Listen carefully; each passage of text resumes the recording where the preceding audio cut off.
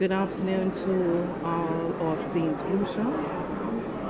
Good afternoon to all of our Caribbean partners, television partners, media partners on all platforms.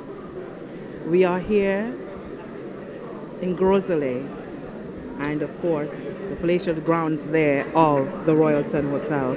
I am Lisa Joseph. I'm of the Government Information Service, and I'm joined by Primus Hutchinson of the Government Information Service, and we are indeed proud to bring to you the opening ceremony, the regular meeting of the Conference of Heads of Government of the Caribbean Community, CARICOM. It is the 40th such meeting taking place here, and it is indeed very special for us here in St. Lucia because our Prime Minister, the Honorable Alan Chastney, is going to take up chairmanship of CARICOM for the next 6 months, and that stint ends on the 31st of December.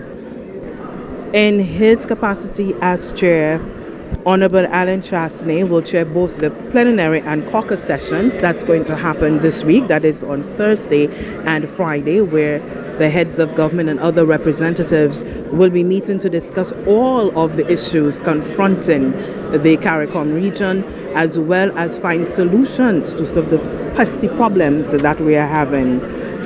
Primus, for us, it is indeed an auspicious occasion. The Prime Minister also, within the quasi-cabinet of CARICOM, has lead responsibility for sustainable development. He's had that portfolio for some time. So sustainable development, and that includes the environment, disaster management, and water. It is exceedingly important because right now in the region, we are concentrating on climate change, what those effects are, how we are combating it, what we need to do in order to protect ourselves as best as we can, because we can never completely fight off climate change. However, we can do to mitigate the effects. Primus, good afternoon. Good afternoon, Lisa. Again, it's very quite a momentous occasion, Lisa. As always, every time there is a heads of government conference here, that is the pomp and ceremony and the hype and all. We mentioned our media partners, but of course our viewers in the region as well as the diaspora. We need to welcome them as well. Perhaps what we can now do is to give you a rundown of the program for this afternoon. First, to begin with, we have the arrival of the Secretary General of CARICOM, that is the Ambassador Owen Larocque, and following this is the heads of state of the various governments. Then the Prime Minister of Norway, who's visiting, will be with us as well, and the United Nations Secretary General. The procession of head of states and government, first of all, we'll have the arrival of the Governor General, and then followed by the singing of the national anthem. This will be followed by the singing of the CARICOM song celebrating CARICOM. I'm not too sure if you're familiar with the CARICOM song. And the song done originally there by Michael Henderson of Dominica. Of Dominica. Yes. All right, great. And then we have opening prayers. Then following opening prayers, there will be remarks by His Excellency Ambassador Owen Larocque, Secretary General of CARICOM. Then followed by remarks by the Honorable Timothy Harris, outgoing chairman of CARICOM. Lisa, you want to give us a few ideas? But certainly, with activities like these, or events rather like these, we always have cultural performances, and we're looking forward to seeing St. Mary's College Choir, Seth Isidore of the Eucharist Lewis Estate Primary School will be here, and the St. Lucia School of Music.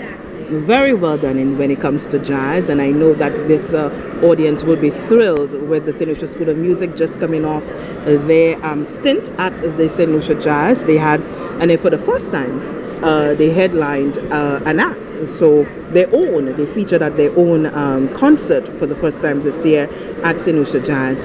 We're also looking forward to hearing remarks by the UN Secretary General, His Excellency Antonio Guterres, and he should have some very poignant words because we have the September meetings coming up in New York at the United Nations headquarters. And there again, the issue of climate change is going to take a front center stage. We'll also be having a cultural activity by the Avid Dance Ministry, and for our Caribbean viewers, they'll be in for a treat where that is concerned. And also Honorable Alan Chasney, as chairman of CARICOM, assuming the chairmanship, will be delivering his remarks. And then we'll be having the departure of the Governor General, which will be an end to the official ceremony before the opening of the 40th meeting of the heads of convents. Of course, Lisa, we expecting to have with us shortly the Assistant Secretary General for Trade and Economic Integration, Mr. Joseph Cox, who would perhaps give a rundown of some of the activities there, some of what will be. Before we do that, Primus, we want to go on the outside because we are facilitating all angles of this auspicious event. We have Alicia Ali, who's standing by, and she is on about at the arrival carpet, or the red carpet, if you will. Alicia? What are your expectations for the agenda? And hi, we're live outside the Royalton Resort, and with me I have Earl Huntley, the great, we should say. This is a GIS broadcast of the opening ceremony of the 40th CARICOM Heads of Government meeting with me, Alicia Ali. As I said, Earl Huntley here. Mr. Huntley, you've worked with CARICOM for quite some time. Can you tell me, what does it mean to you for, say, Lucia, to be having this CARICOM Heads of Government at this time with such prestigious guests? Well, it is not the first CARICOM meeting here, but it's at a very critical time. There are always important things happening in the world. For CARICOM itself, one of the main things at this meeting is the continuation of the application of the CSME, particularly freedom of movement of travel. They have expanded the categories of people to include builders, etc. But I think they need to expand it more, and I would hope that it will be totally free. There are some gaps with the implementation, which it is intended to be addressed at this session. Right. And we do have a very special guest in the person of the United Nations Secretary General, His Excellency Antonio Gutierrez. How do you feel about him being here, especially in light of the small island developing states and climate change and all the climate action talks we've been having? It's just being elected to the Security Council, which means that he's going to bring to us what are the important issues that these small islands have to deal with. As you mentioned, climate change is probably one of the most critical ones for us. So I'm hoping that out of this meeting, we shall be able to go forward with some of the issues that are to be discussed. Thank you so very much, Mr. Huntley. And as we said, there are quite a number of regional, international and local delegations right here at the Royalton in St. Lucia. We saw the OAS Deputy Secretary General, His Excellency Nestor Mendez, who is here representing the Organization of American States. As I mentioned before during my interview with Mr. Huntley, we have the UN Secretary General who is here, as well as the Prime Minister of Norway and a number of very important people who have been passing through our red carpet. So we'll head back to you, Listen, Primus. And we're taking a scene there from outside with Alicia Ali for those arriving there. And Primus, always something good to see all of our Caribbean neighbors, our brothers and sisters. Here at the 40th regular meeting of the Conference of Heads of Government, there are many dimensions to this conference, and the Secretary General, Honorable Irvin LaRocque, met with members of the media to flesh out some of the concerns, issues, successes as well of the Caribbean community. That discussion was held at the Government Information Service. We want to take a listen at how the Secretary General laid out what we ought to expect at this meeting.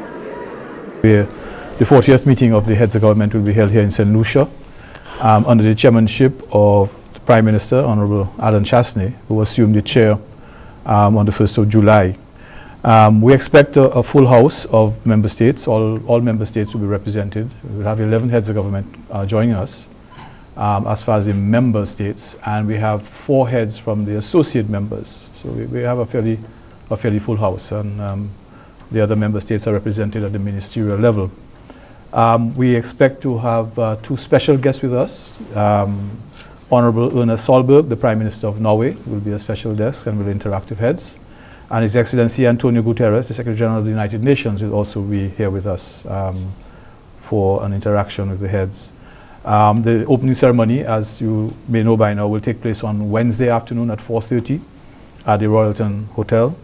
There will be 4 speakers: the Chairman, Prime Minister Chasney; the immediate past Chairman, Prime Minister Timothy Harris of St. Kitts and Nevis, and as well as the Secretary General of the United Nations. He'll also address the opening ceremony, and of course yours truly will give some opening remarks. The agenda basically will be looking at some of the items that we have been looking for in terms of what progress are being made. The CARICOM single market and economy will feature prominently once again. You know that we had set some timelines and a work plan that had been agreed to by heads of government, and basically we'll be getting an update on who has done what and who has not done what, and see how we move forward. There has been some progress, but not as much as I think we all might anticipate, and for some of it for good reason. The private sector, labor and civil society will join us. Representatives of the private sector, labor and civil society will join us for the discussions on the CSME. They are representative of the persons who will be using, the population at large will be using, who have to make use of the CSME.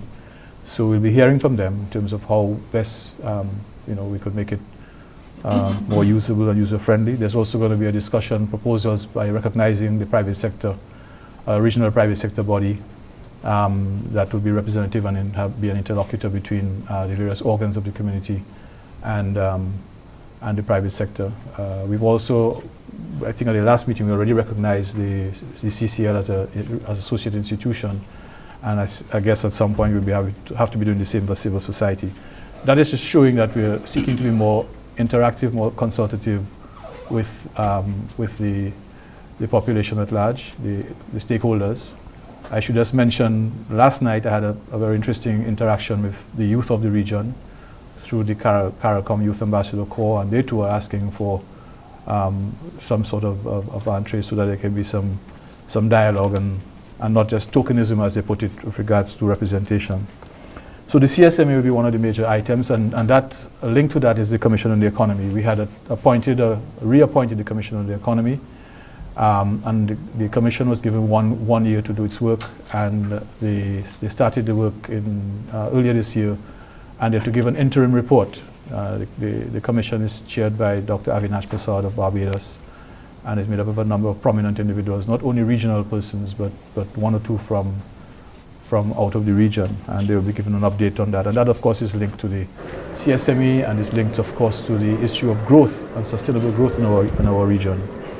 The Secretary General there of CARICOM speaking to members of the media ahead of this auspicious occasion here. And we're very fortunate to have with us Mr. Joseph Cox, who's the Assistant Secretary General for Trade and Economic Integration with the CARICOM Secretariat.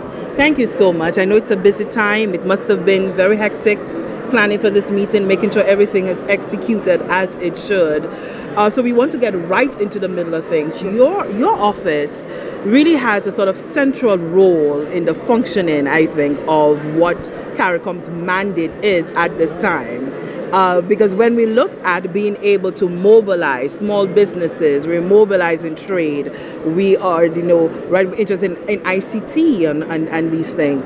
Your office is really the driving force of all of that, along with supporting agencies. I know you're being modest. We had that conversation off air, but I know you're being modest.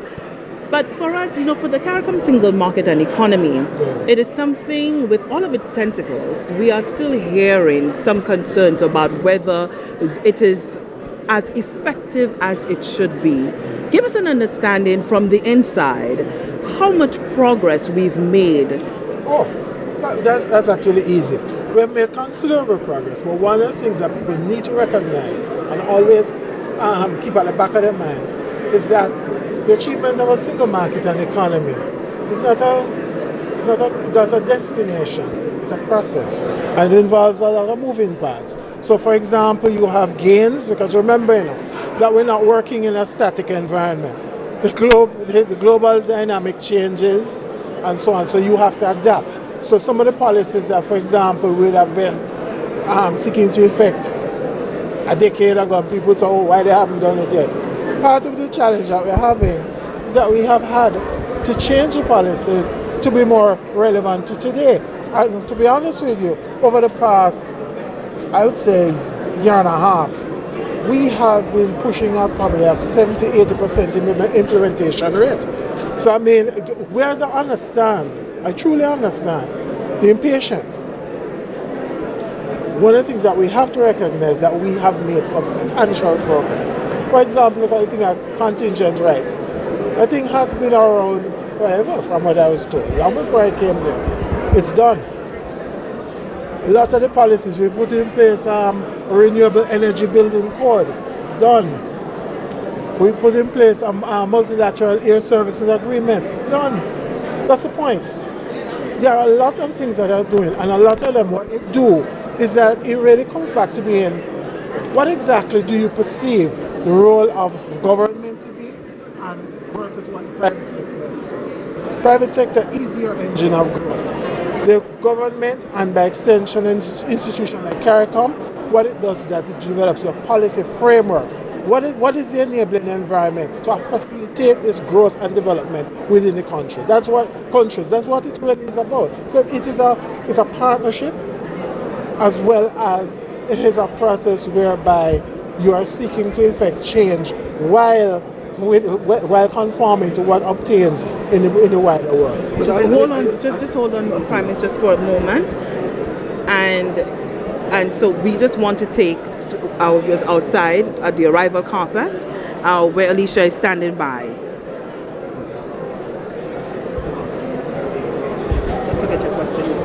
And we have quite a high-level delegation. Prime Minister of Jamaica, Andrew Holness, making his way into the official area.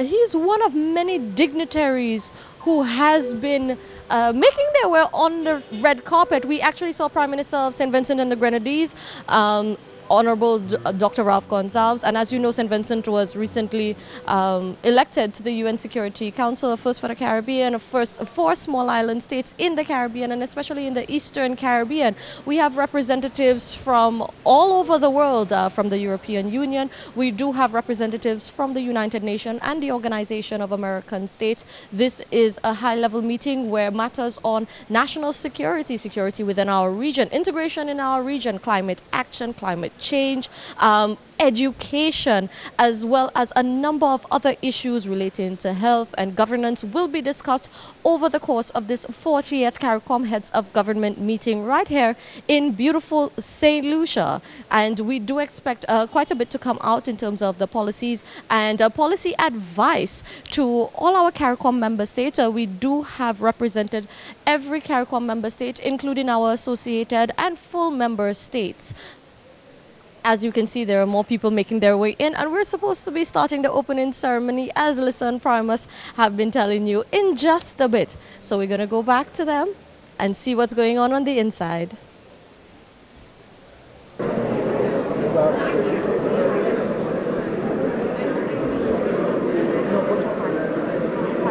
Okay. Welcome back. We have the Assistant Secretary General Trade and Economic Integration. How well are the member states embracing the policies governing the CSME? Are you satisfied with member states are doing this? Oh Lord, that's a loaded question. And the answer, to give you now a true economist answer, yes and no. Because yes, we are happy with the embrace, and I mean I will have to pay tribute to the lead head on the CSME, Mia Mottley, Prime Minister of Barbados, because she has really added additional energy, additional impetus to the implementation process. Do we sometimes wish that the process could go faster? Of course we do. But the thing is that you get a sense of renewed commitment by the member states to treating with the issue of the single market and economy, and that's where we take our comfort from. That's what gives us the additional energy and the drive to really to implement and foster this process. But the conference here, some of the major issues that are going to Yeah. All right. What basically, for example, for the single market and economy, we're looking at updating on where we are in terms of the implementation. Basically, a checklist of what it is. Coming out of it, you'll also have a discussion on things like blacklisting, which you know is of great significance to us. There are also other issues that deal with security matters and so on. In other words, the complementary processes to developing the single market and economy. Because remember, the process does not operate in a vacuum. So you have a human and social development dynamic. You also have to treat with how do we interact, how do we leverage our power, basically as small states in a global environment. Mr. Cox, thank you so much for spending time with your busy schedule to be with us. We appreciate this a great deal. And we hope that your stay here will be fruitful and make the best of it. Indeed. And enjoy the hospitality of our people. I do, Captain. Thank you very much. Okay, we've been speaking with the Assistant Secretary General for Trade and Integration, Mr. Joseph Cox. Lisa, Well, thank you very much, Mr. Cox, for that, and we're looking forward to seeing you throughout the meeting. One of the things I mentioned earlier that Prime Minister, the Honourable Alan Chasney, is a member of the quasi cabinet for CARICOM. When we come back from the arrivals carpet, we will be hearing from other members of that quasi cabinet. But first, over to Alicia Ali. Richard Payne from the St. Lucia School of Music. The St. Lucia School of Music is part of the cultural presentation where we are going to be introducing the region and the world to the unique St. Lucian culture and what we have to offer. So, Mr. Payne, can you tell me, what can we expect later? A very diverse performance, elements of our folk culture and heritage, elements of our pan culture, our folk drumming, classical and Latin American music as well too. Diverse celebration of what we do at the St. Lucia School of Music. And so you were trying as best as possible to really bring that CARICOM flavor in it. Because as much as we are similar islands and we have a shared history as well as similar policies, we do have our differences, and our differences are what makes us unique, right? Absolutely. Absolutely, and I think the music needs to reflect that a little bit, and this is why, again, this is going to be so diverse. We will start first with a piece called Vivaldi Spring, a classical piece, followed by a tribute to Florita, which is a folk suite composed by none other than Mr. Gregory Piper, who's one of our celebrated arrangers, and this is a tribute to Florita Marquis, one of our folk songstresses, if you will. And that will be followed by some the Labrie Steel Pan. Many people don't realize, but some of the key performers in the Labrie Steel Pan are members of the St. Lucia School of Music as well too. So they will be performing. Caribbean Grains will be performing. And you know, steel pan is our thing here in the Caribbean. Exactly. So we have to, we have to put that stamp, right? This is something that we celebrate in the region as well too, our young folk drummers as well too. And we also have a very diverse faculty who come from South America, the US and the Caribbean as well. And we'll be performing faculty and students and friends in a more relaxed sort of setting after the opening ceremony outside here as well. Well, Mr. Payne, we're definitely looking forward to that, and I'm sure our anchors in studio are looking forward to it too. So, Lisa Primus, back to you.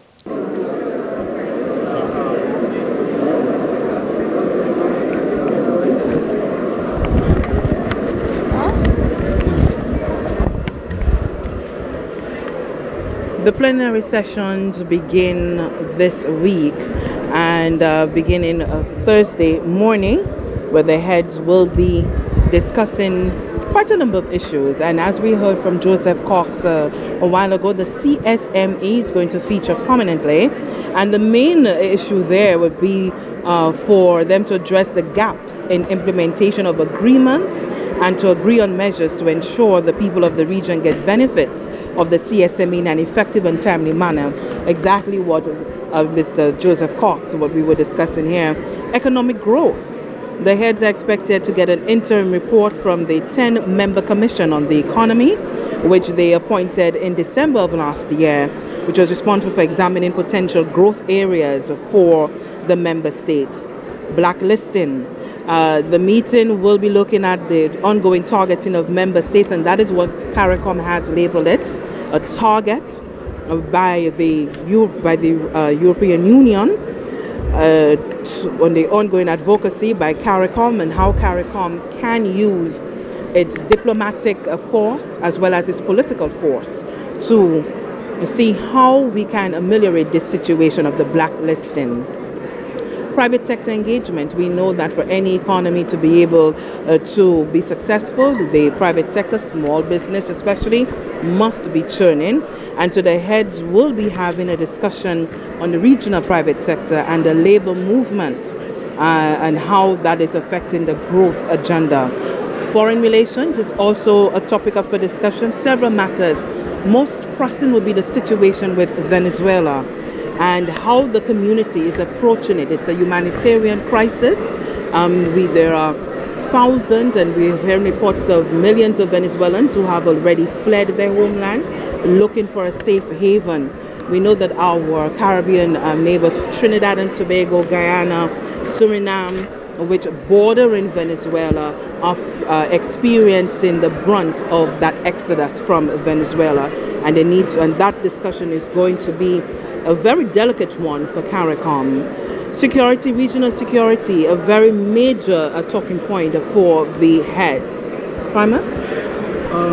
Yes, Lisa, perhaps what we can now do is to give you an idea of the various member states when they join and the head of state of that particular Caribbean community, CARICOM community.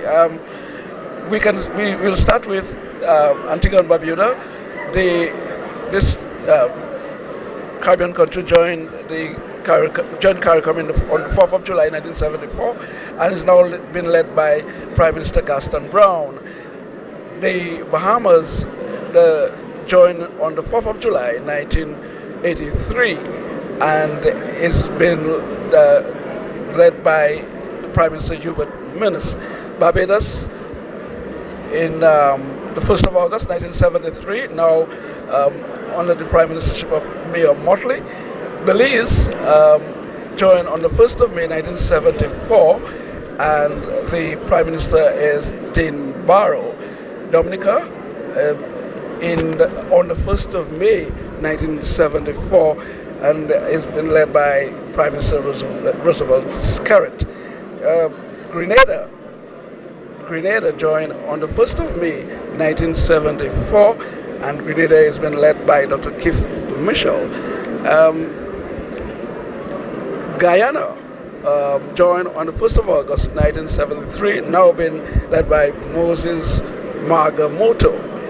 Haiti joined the CARICOM community on July 2nd, 2002, a provisional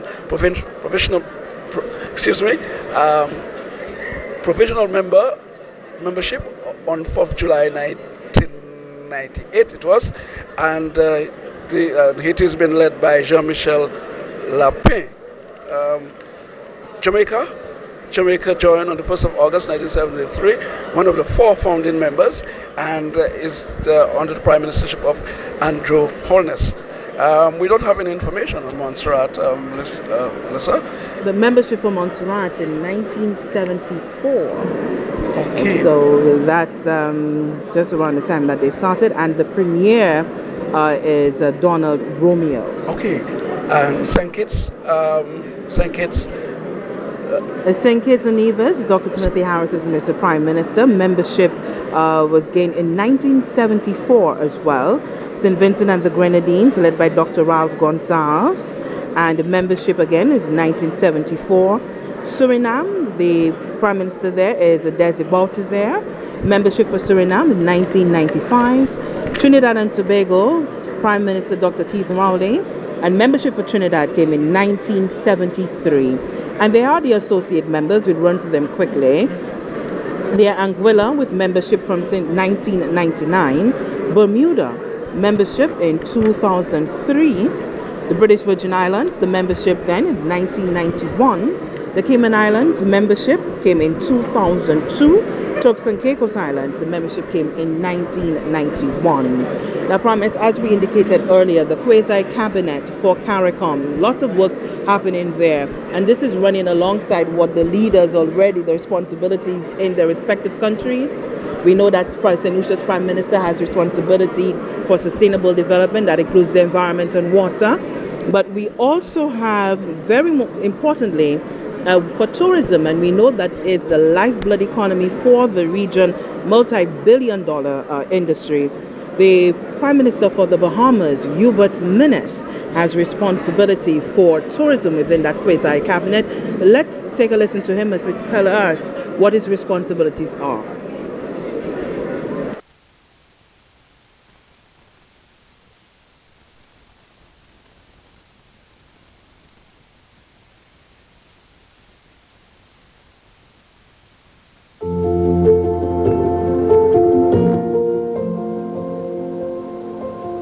As a member of the CARICOM quasi-cabinet with responsibility for tourism, one of my goals is to see the development of the tourism brand across the region. The Caribbean is an archipelago of discovery and wonder, bound together by geography, history, and culture. We must broaden our brand in tourism. Our region must be known for extraordinary visitor experiences and services. We must also be known as a global center of excellence for all aspects of tourism development. Governments play an essential role in helping entrepreneurs to gain access to the skills and resources needed for success. If we can give birth to a generation of new entrepreneurs, we can move the Caribbean tourism to greater heights and in many new directions. One of these new directions is a greater global involvement in tourism by the people of the Caribbean. When we look at tourism in its totality, there are more employment and engagement opportunities in tourism than in almost any other economic sector.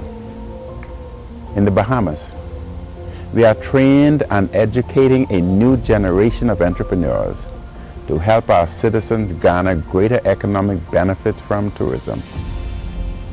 My government has launched the Small Business Development Center with the guiding principle that sustainable economic growth should be driven by Bahamian investment and creativity in tandem with strategic international investment. In delivering domestic, regional, and international services, we must ensure greater ownership of our travel and tourism sector for Caribbean nationals.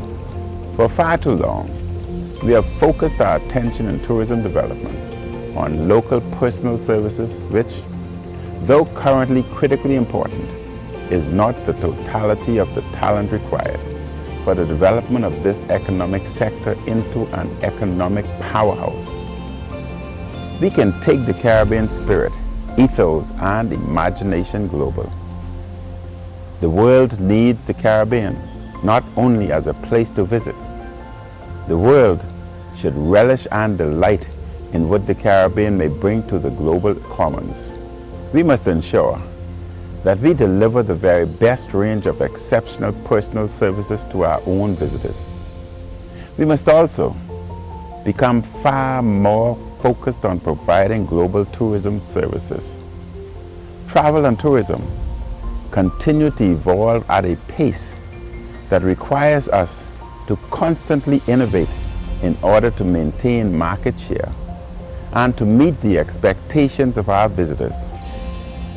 We must keep pace with such innovation, but we must also be the drivers of global innovation.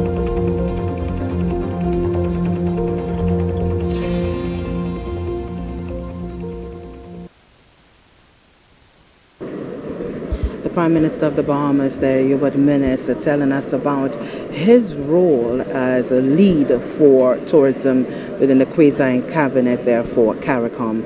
And CARICOM diverse, 15 member states. We're looking at 5 associate member states. We also have observer states as well. And that brings quite a diversity to not just the names of the countries, but the cultures, the people, language, primers. So give us an idea as to what it is that the diversity. CARICOM was established by the English-speaking parts of the Caribbean and currently include all the independent Anglophone island countries, like plus Belize, Guyana, Montserrat, as well as other British Caribbean territories. And Bermuda as an associate member. English was its sole working language in the 1990s. However, the organization has become multilingual with the addition of Dutch-speaking Suriname in 1995 and Haitian and French-speaking islands in 2002, Haiti in particular. And furthermore, it has been suggested that Spanish should also become a working language. Therefore, we as a multilingual country, Creole is of great importance. And of course, in the diaspora, we have those who perhaps would want to hear a few, something said in Creole as well. And so we think it's, perhaps we, that's why we have you here, to at least, say a few, as far as the proceedings here today, in Creole, for our Creole listeners who are out there in the diaspora. And so, Mr. Madam, some of the ladies say, Mon Kikakutea Dominic, Haiti, Elizabeth Setlisiki, Elizabeth P. Kawibla, yon wako Fonsala, c'est yon qui a fait tout ces pays CARICOM, et pour ça la 40e là qu'a fait à cette ici, à la Hotel Royal Jodila, et about chairmanship Prime Minister Alan Chasney, Prime Minister ici, la réunion pile bagaille qui a discuté ici là, à ce moment-là pour CARICOM pour primaire, et c'est ça qui a fait. Nous avons plus à ça qu'on va continuer la cérémonie. So I guess, But now what we're having, Prime Minister, at this stage, the proceedings being called to order. We'll be having the procession of the heads of government right now, so we want to go to the stage.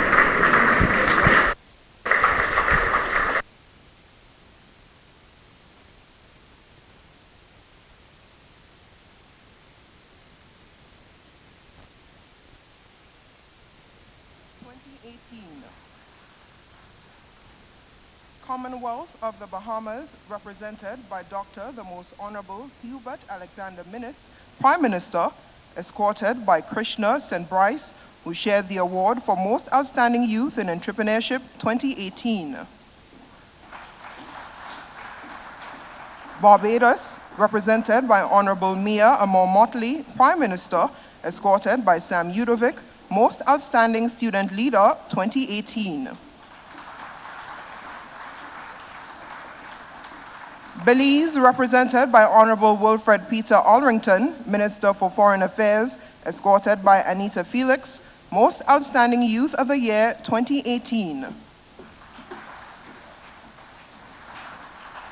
Commonwealth of Dominica, represented by Honorable Francine Barron, Minister for Foreign and CARICOM Affairs, escorted by Aldrich Edward, Youth Service Week awardee from Babonneau Youth Synergy Project.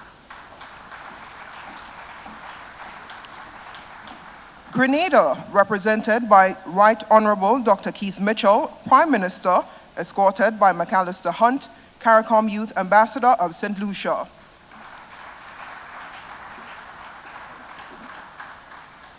Cooperative Republic of Guyana, represented by Honorable Dr. Karen Cummings, Minister for Foreign Affairs, escorted by Elizabeth Herman, student of the Balata Government Primary School.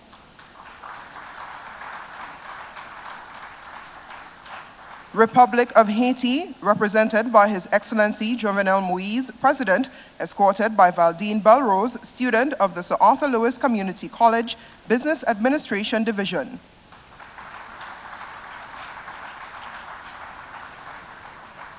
Jamaica, represented by the Most Honorable Andrew Holness, Prime Minister, escorted by Arnold Marshall, student of the Dame Paulette Louise Primary School.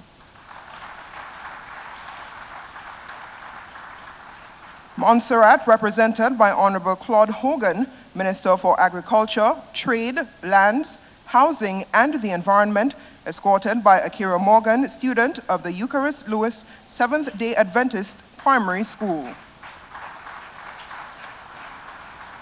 St. Kitts and Nevis, represented by Dr. the Honorable Timothy Harris, Prime Minister, escorted by Lakiba Alexander, student of the Sir Arthur Lewis Community College Business Administration Division.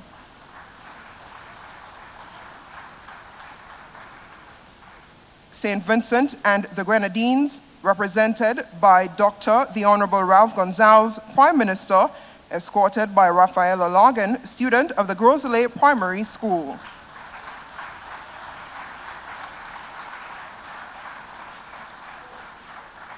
Republic of Suriname, represented by His Excellency Michael Ashwin Adhin, Vice President, escorted by Keone Wilson, student of the Eucharist Lewis Seventh-day Adventist Primary School.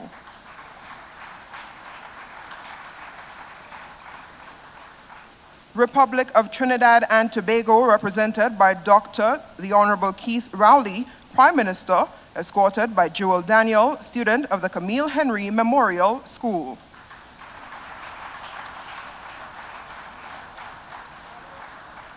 Bermuda, represented by Honorable David Burt, Premier, escorted by Cornelius Kenzie, student of the Groselet Primary School.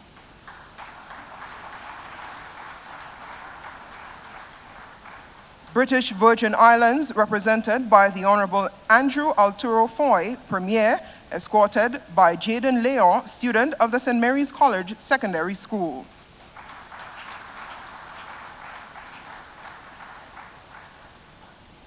Turks and Caicos Islands, represented by Honorable Charlene Cartwright Robinson, Premier, escorted by Indira Court, student of the We Wisdom Montessori School.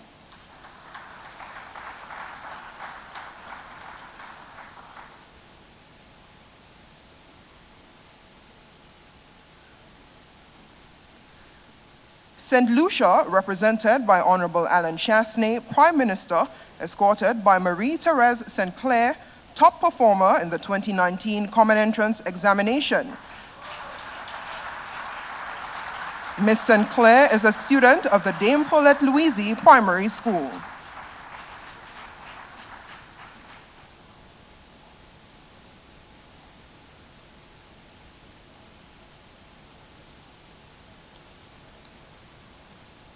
Cayman Islands, represented by Honorable Alden McLaughlin, Premier, escorted by Destiny Daniel, student of the Dame Paulette Louise Primary School.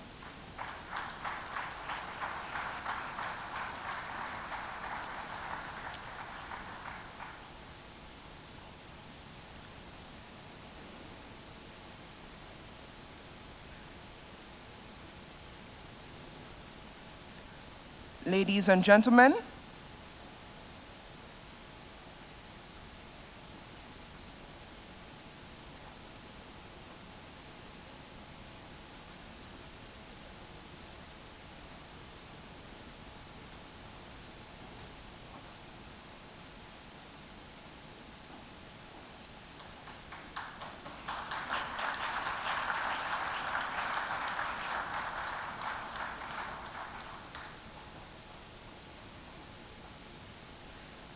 Ladies and gentlemen, please stand for the arrival of Their Excellencies Sir Emmanuel Neville Snack, Governor General, and Lady Snack, and remain standing for the National Anthem of St. Lucia, led by Ms. Rochelle James.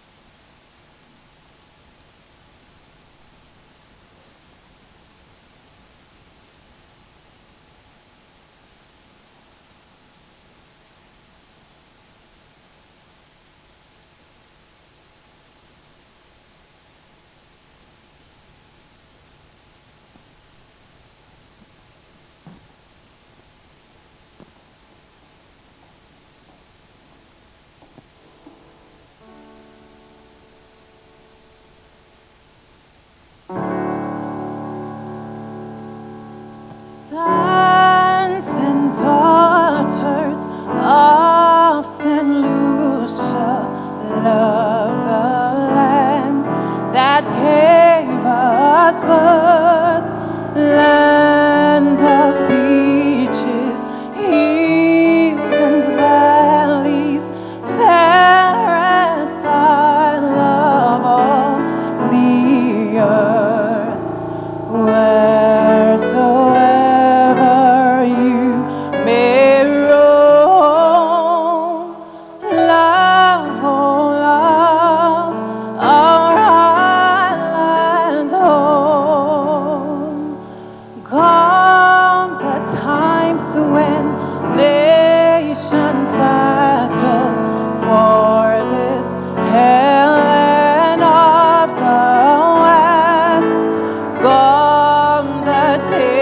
when strife and discord dimmed her children's toil and rest.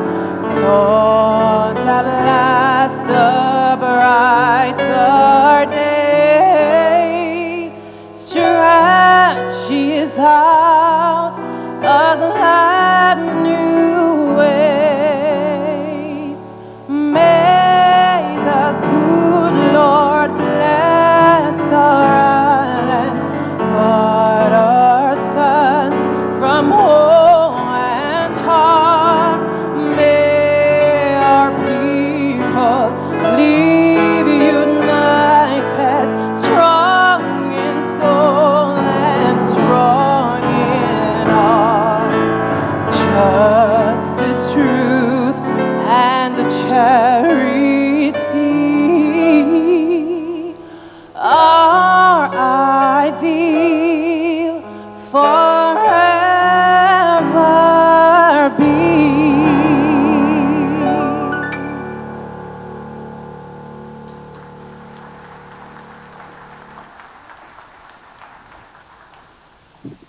In standing for the invocation, which will be delivered by Devin Ford.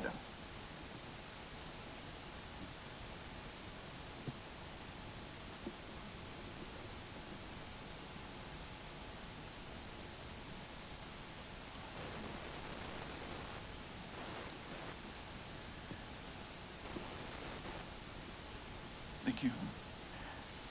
Shall we pray? Dear Heavenly and Eternal Father, Creator of all, the one who sees, knows everything. Father, we thank you for this day because this is the day that you have made.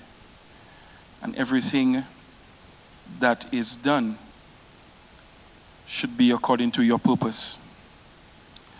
Father, I thank you that at this time we are gathered here together with the heads of government of the Caribbean community. Father, we pray today that you bless them. We thank you that they have arrived here safely. Father, we thank you for every representative of government, every delegate. And God, we thank you that we have this opportunity where we could come together to celebrate. But Father, as we celebrate, may they not only celebrate, but also collaborate, Father. We thank you for the understanding and the idea of unity. And so, Father, may unity be strong amongst us. We ask that you bless today's proceedings, bless the discussions, bless the ideas for today and in the future. We thank you once again for all that you have done, for what you are doing and what you are about to do. In Jesus' precious name we pray. Amen.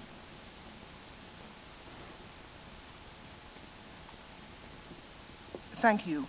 Please be seated as the St. Mary's College Choir renders the CARICOM song, which can be found to the back of your program.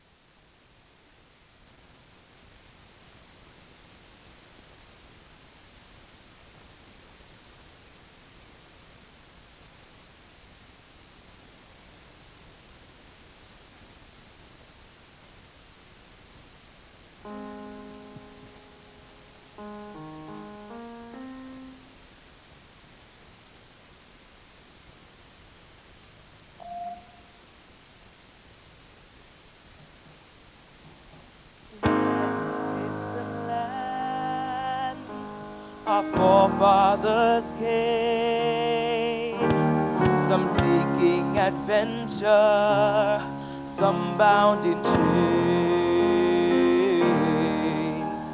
through battles waged and fought, through victory and pain, by test of their courage, our freedom was gained.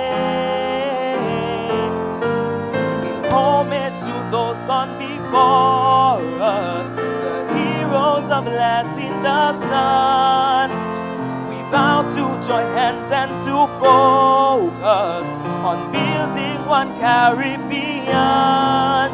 Raise your voices high, sing of your Caribbean pride, sing it loud and strong, feel our hearts beat as one,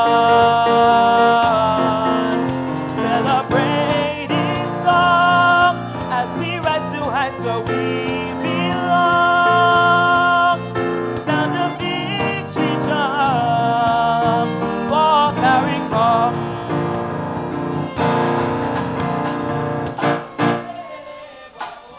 Oh boy, you stand CARICOM. Knock you John CARICOM.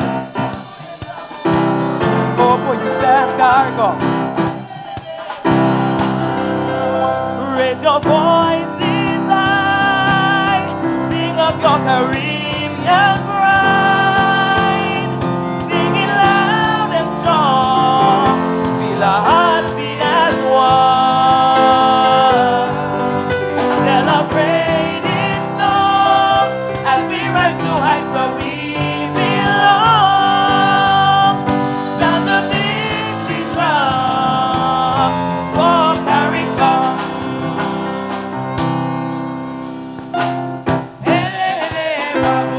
Oh boy, you stand CARICOM. Knock you John CARICOM. Oh boy, you stand CARICOM.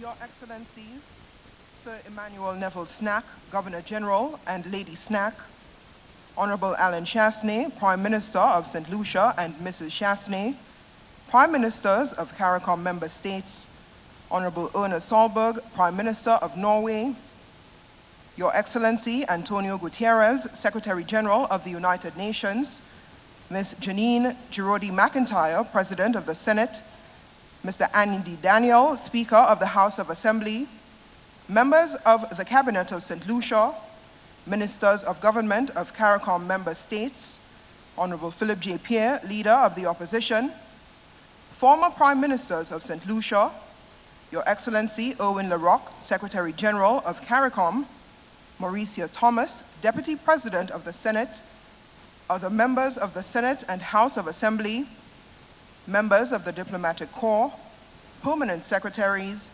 delegates to the 40th Conference of Heads of Government of CARICOM, staff of the CARICOM Secretariat, specially invited guests, members of the media, ladies and gentlemen, welcome to the opening ceremony of the 40th regular meeting of the Heads of Government of the Caribbean Community. During this evening's activity, there will be 4 speeches, the first of which will be delivered by His Excellency Ambassador Owen LaRocque, Secretary General of CARICOM. I now invite Secretary General LaRocque to the podium.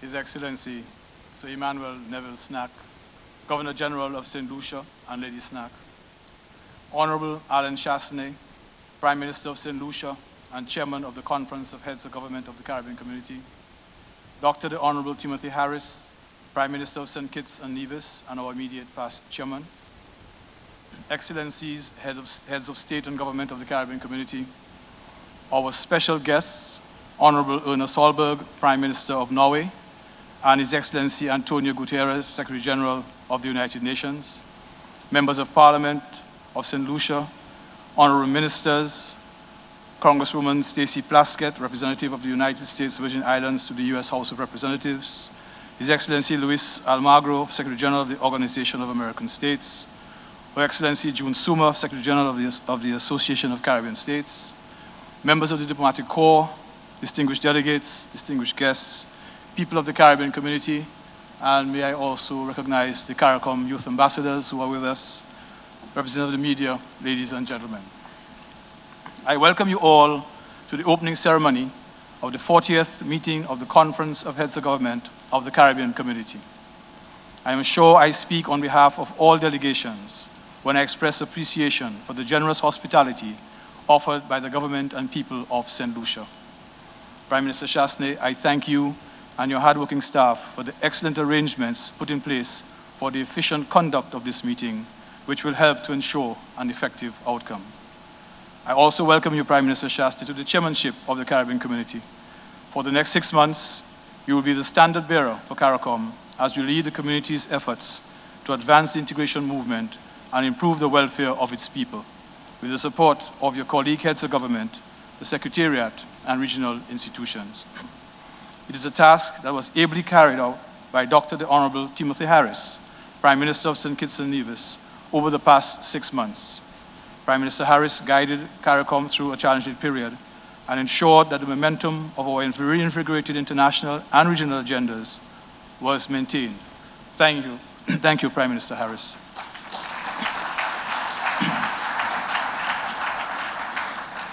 I take the opportunity to extend a special welcome to our special guests, the Prime Minister of Norway, the Honorable Erna Solberg,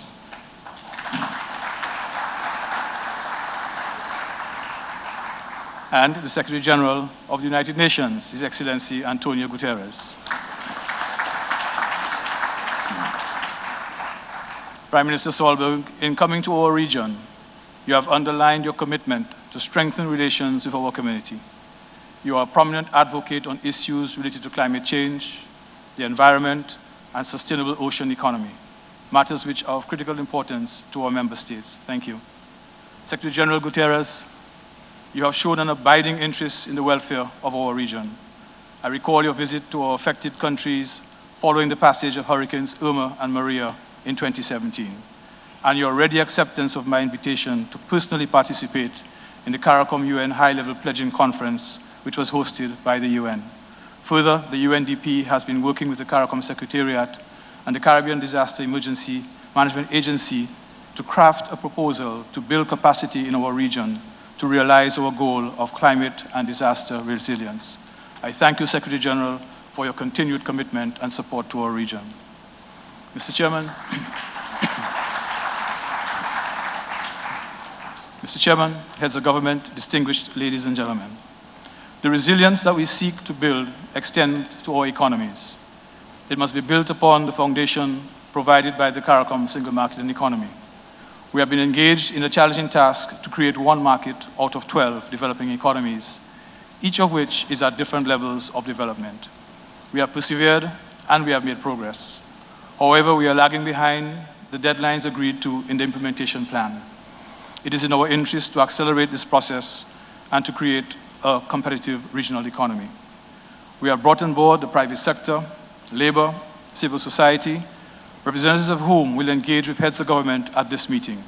The youth of our community continue to express their interests in the advancement of the CSME, as they told me on Monday during a live forum which reached more than 15,000 youth via the internet. These stakeholders are the beneficiaries of the CSME and therefore have a major stake in its implementation. One of the complementary initiatives agreed to last December at a special meeting on the CSME was the restructuring of the Commission on the Economy. Its mandate includes the formulation of broad guidelines to inform domestic economic policy making to enhance growth within the respective economies and measures to strengthen the functioning of the CSME. At this meeting, the Commission will present a preliminary report. Progress in advancing the CSME must be on the bedrock of a safe and secure economy. Concerns about crime and security have a common thread throughout the member states. We have been making every effort at the regional level to enhance our cooperation and to put in place a security architecture to combat the scourge. An important feature of that architecture are the legal instruments which have been agreed, but which are still awaiting more signatures to come into force. Following on the Special Summit on Security this May, this meeting will receive proposals aimed at deepening security cooperation in addressing transnational and domestic crime. We must be prepared legally and operationally to defy those who are intent on disrupting our society and destroying our way of life. The threats to our society are not only posed by crime and security. The blacklisting of some of our member states and associate members as non-cooperative tax jurisdictions is a clear and direct threat to the economic well-being of those countries.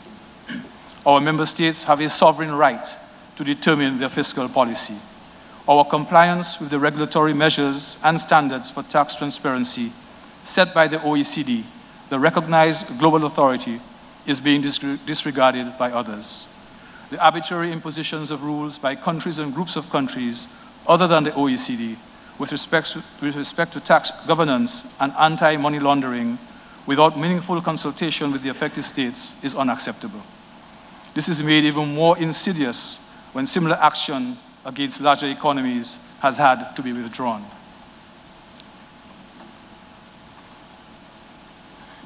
Such behavior undermines global rulemaking and the multilateral system, which we as small states depend on to ensure we have a voice.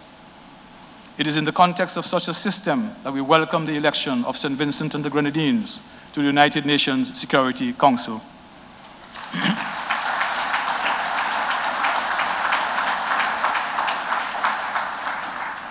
The candidate of the Caribbean community is the smallest ever country to be elected to that prestigious body. The work put out by Prime Minister Ralph Gonsalves and the representatives of St. Vincent and the Grenadines, as well as their CARICOM counterparts, was bolstered by the regard in which our community is held in international fora. This resulted in the overwhelming acclamation of 185 of the 193 voting countries. I congratulate you, Prime Minister.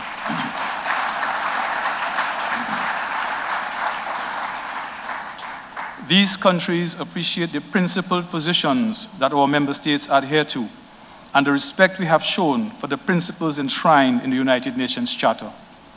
We have upheld non-interference and non-intervention in the internal affairs of states, prohibition of the threat and use of force, respect for sovereignty, adherence to the rule of law, respect for the constitutional framework and democracy, and the right of people to self-determination.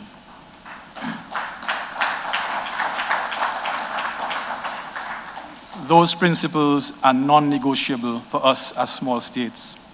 The upcoming series of high-level meetings during the 74th session of the United Nations General Assembly in New York in September gives us a platform to pursue our interests. As a community of small island and low-lying coastal developing states, SIDS, CARICOM recognizes the importance of these high-level dialogues, with their emphasis on issues related to climate change, sustainable development, and financing for development. It must be recognized in these discussions that SIDS have peculiar characteristics which differentiate them not only from developed countries, but also from other developing countries. The International Monetary Fund has concluded that our member states exhibit extreme versions of long-term low growth, high debt, significant vulnerabilities, and limited resilience to shocks, which set them apart from other middle-income states. However, CARICOM member states have been graduated from full access to multilateral concessional financing. If we are to build resilience, which we must, and which is a very costly proposition, we need access to concessional financing prior to the onset of a natural disaster. Studies by the IMF and the World Bank also indicate that every dollar spent in building resilience saves 4 in reconstruction costs after a disaster. These facts are of particular importance within the context of the upcoming UN high-level meetings.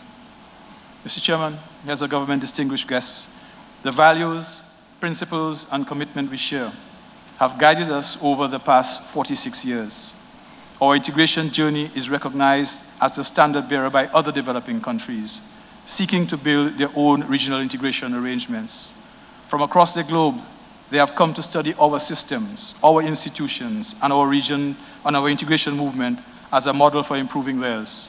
They understand that what we have been doing has endured. Our progress, slow in some areas, has brought benefit in many others to the people of our community. We have earned the respect of the international community. We have shown that a small group of states, acting in concert with purpose, can achieve much. That must be the guiding light as we deliberate on the next 4 days. I thank you.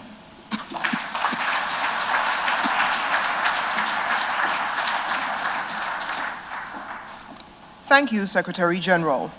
Please join me in welcoming Dr. the Honorable Timothy Harris, outgoing Chairman of CARICOM, who will deliver his remarks.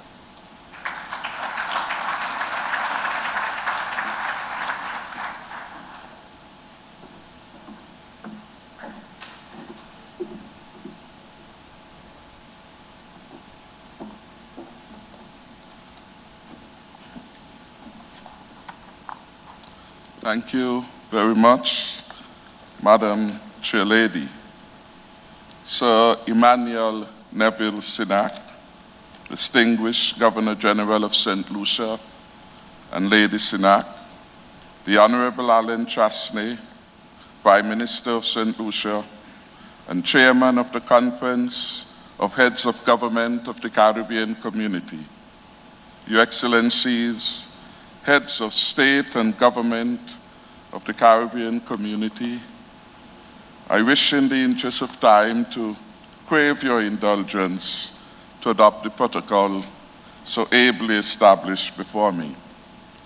I want at the outset to express my sincere appreciation to the Prime Minister of St. Lucia and the Chair of the Caribbean Community, the Honorable Alan Chasney, his government and people, for the generous hospitality and the excellent arrangements put in place for our meeting.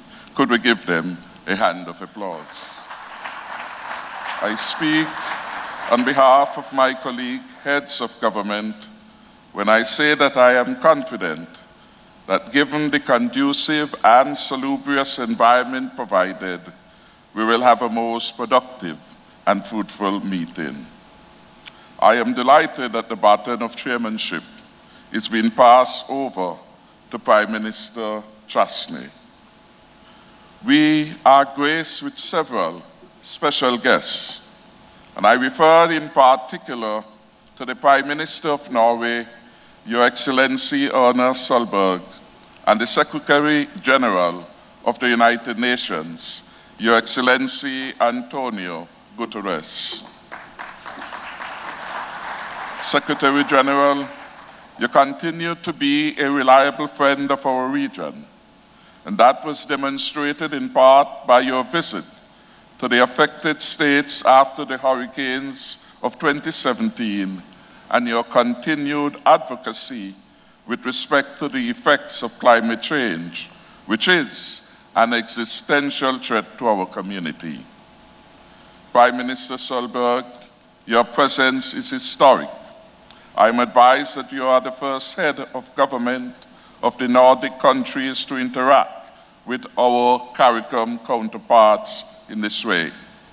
I must commend you and your advocacy on climate change and your initiative which resulted in the establishment of the high-level panel for a sustainable ocean economy, which you chair, and of which Prime Minister, the Honorable Andre Holness of Jamaica, is a member. The blue economy and ocean resources are indeed critical to the sustainable development of our region. I certainly look forward to the exchanges with our two distinguished guests. Colleagues, ladies and gentlemen, I assume the chairmanship of the community at a time when internally we were, and we still are, vigorously pursuing measures to advance the CARICOM single market and economy. We were also seeking ways to strengthen our security arrangements. Externally, we were and are still grappling with the situation in Venezuela, which is having a direct effect on some of our member states. Within the past 6 months, we have been making some headway in driving the CSME forward. An agreement on public procurement has been finalized and was open for signature in February at the intersessional meeting of the conference in St. Kitts and Nevis. The agreement would enable the creation of competitive and non-discriminatory conditions within our single market for access to bidding for public contracts above a certain threshold. When this agreement enters into force, it will open up a significant market for our private sector expansion within member states. However, there are still outstanding issues which we must address if we are to keep pace with the implementation plan to which we have given our blessing. If our people are to feel the impact of a fully operational CSME, we must make every effort to adhere to the timetable. I want to underscore to commend the efforts of the lead head with responsibility for the CSME, the Honorable Mayor Motley, Prime Minister of Barbados, who has been striving unceasingly to ensure progress in this area. Could we commend her efforts? Similarly, in the area of security, which is of concern to all of us, we must act urgently to fulfill the obligations to which we have signed on. Also in February in St. Kitts and Nevis, the agreement on the return or sharing of recovered assets was open for signature. The agreement seeks to enhance the effectiveness of regional security cooperation by establishing a framework for the return or sharing of recovered assets from criminal activity. The special meeting, hosted by the Prime Minister of Trinidad and Tobago, Dr. the Honorable Keith Rowley, lead head for security, allowed us to identify concrete steps to combat the scourge of criminal activity. We do not have the luxury of time to introduce the agreed measures as the burden of crime is weighing too heavily on our citizens and residents. The regional approach to each other is critical to providing a safe and secure Caribbean community. I turn to a word on the matter of Venezuela. Our engagement in the attempts at resolving the situation in Venezuela has clearly demonstrated that there is a role for CARICOM to play. It is also now quite clear that our principled stance, enunciated from the outset, and our approach are now being accepted by other parties. Along with my colleague, heads of government, Prime Ministers Motley and Rowley, and the Secretary General, we have represented the community in engaging with the United Nations Secretary General and other interested parties, such as the International Contact Group. The CARICOM Secretary General and I have met with the International Contact Group on several occasions, while our foreign ministers have engaged with Venezuelan opposition representatives. We have consistently argued that the cardinal principles to undergird a resolution of the political crisis in Venezuela should include: 1, non-interference in the internal affairs of Venezuela; 2, the inviolability of the sovereign state; 3, respect for democracy, rule of law, and the Constitution of Venezuela; and 4thly, peace and resolution of conflict. The Montevideo mechanism provides a guide to achieve this peaceful resolution. Its core imperatives are dialogue, negotiation, commitment, and implementation.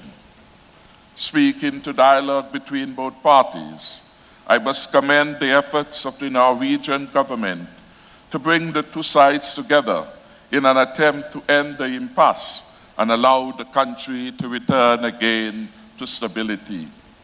Venezuela is our neighbor, and our member states are being affected by the crisis. For us, this is not a geopolitical game of chess.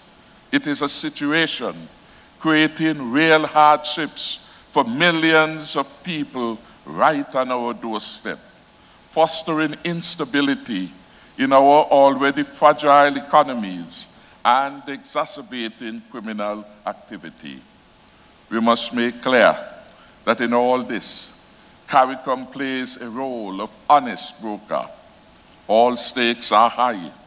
The undermining of the Caribbean as a zone of peace, the disruption of tourism and trade, uncontrolled migration with risks to health, and socioeconomic problems in member states, compounded by illegal trade in arms, cannot be whisked away.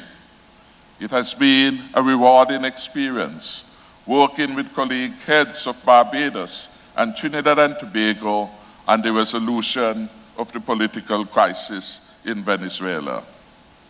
For CARICOM, non-interference and non-intervention in the internal affairs of states, prohibition of the threat and use of force, respect for sovereignty, adherence to the rule of law, respect for the constitutional framework and democracy, and the right of a people to self-determination should forever be core principles, and they should never be sacrificed. These are what we have to cling to in a world where international law and multilateralism are being undermined and small states are being increasingly marginalized. And despite whatever apparent differences appear from time to time in the ranks of CARICOM, I verily believe that we all subscribe to these fundamental principles.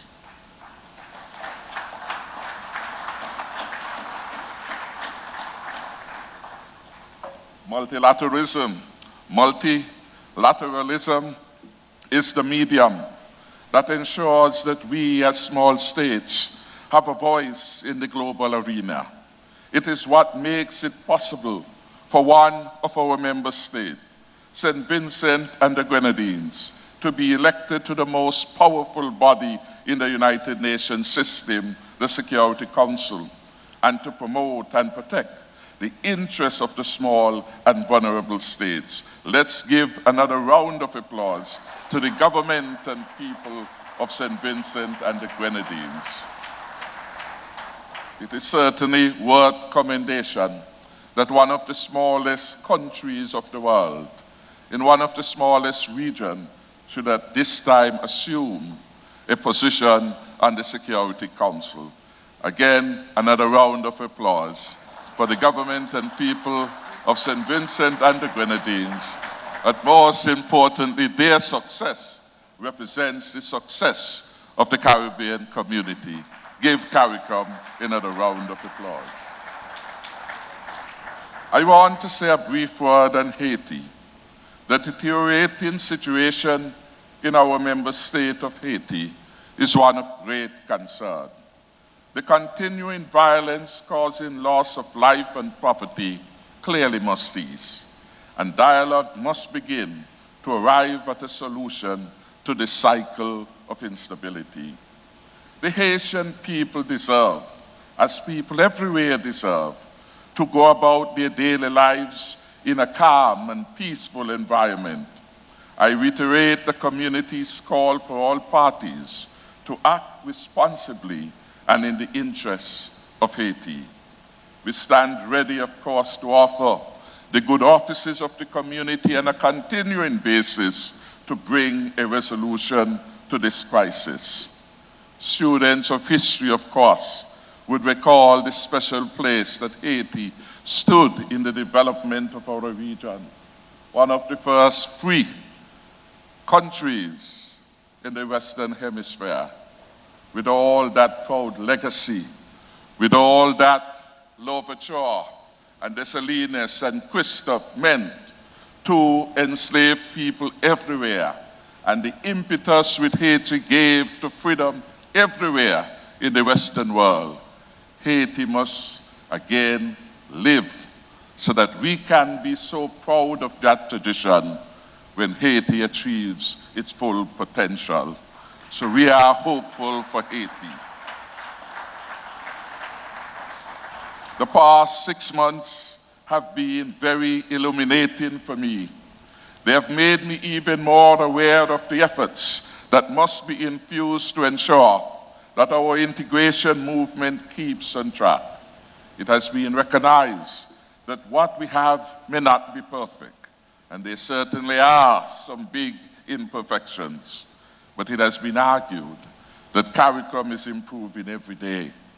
Yes, there has been progress in every one of the 4 pillars: economic integration, foreign policy coordination, difficult at times, human and social development, and security cooperation. But this progress has been incremental, while our challenges have exponentially increased. And that is where the major challenge is going forward. Our inherent vulnerabilities as small island developing states, compounded by the growing existential threats, do not allow us the luxury of time. If we are to merely survive, we must accelerate our processes of common action. If we are to thrive, we must be transformational and not incremental. We must leapfrog and not just keep up. The technological revolution, the volatility of the geopolitical climate, the erosion of global principles, as well as the continual assault on every comparative niche advantage that we strive to carve out. All these necessitate a sense of urgency and continuous self-critical, unsentimental assessments to determine whether the pace of progress in the community is commensurate to the magnitude of our challenges. In the context of our regional project, prosperity requires growth, and growth requires equity and inclusiveness. We come together as a region because we recognize that the aggregation of our demographics give us a viable market mass, that the combination of our respective advantages makes us more competitive, and that the resolve of our unity is what will make us unassailably strong. The provisions of our revised treaty in Chapter 7 on disadvantaged countries, regions, and sectors, and the establishment of mechanisms like the Caribbean Development Fund are interventions designed to address imbalances of size and scale in our region, as well as promote equitable and inclusive growth across the CSME, which would guarantee a shared and universal prosperity for our people in the region. In my view, our revised treaty, esteemed colleagues and people of the region, is visionary and robust enough to have specified these provisions in Chapter 7. The question is whether our politics is pragmatic and visionary enough in its regional embrace to effectively utilize them. I repeat, the revised treaty is visionary and robust enough to have specified these provisions. The question to be asked is whether our politics is pragmatic and visionary enough in its regional embrace to effectively utilize these provisions. Finally, a word of appreciation to the CARICOM Secretariat, and more specifically, the Secretary General, Ambassador Irvin LaRock, for the sterling support given to me as chairman and to the region generally. Working closely Thank you. Working closely with Ambassador Larocque and his team over the last 6 months, I can attest to their industry, that deserves a round of applause, ingenuity, reliability, and professionalism. We are blessed to have such an excellent cadre of regional public servants working to effect our integration arrangements. So I end with these words: forward on with the CARICOM integration. I thank you.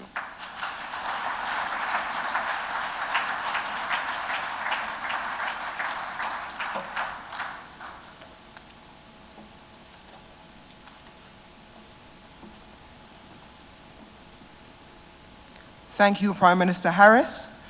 The next item on our program is an interlude in which we showcase the musical and oratorial talent of the young people of St. Lucia, beginning with a choir of the St. Mary's College, an educational institution that has been in existence in St. Lucia since 1890. The choir is directed by Mr. Eric Hutchinson.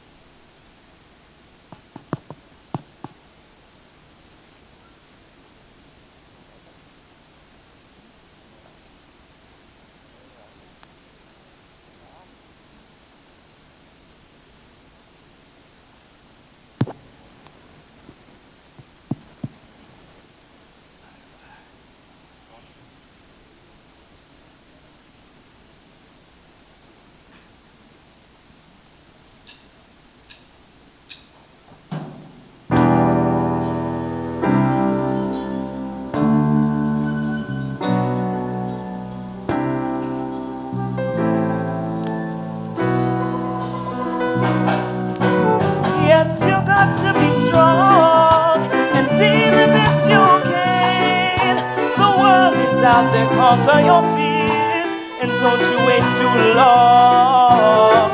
Only you can make me feel just like a king. Love you give to me so real, makes me give in. So what am I longing for? My baby to love me more. What am I longing for? CARICOM release the cure. So what am I longing for? My baby to love me more. What am I longing for? Oh, CARICOM release the cure.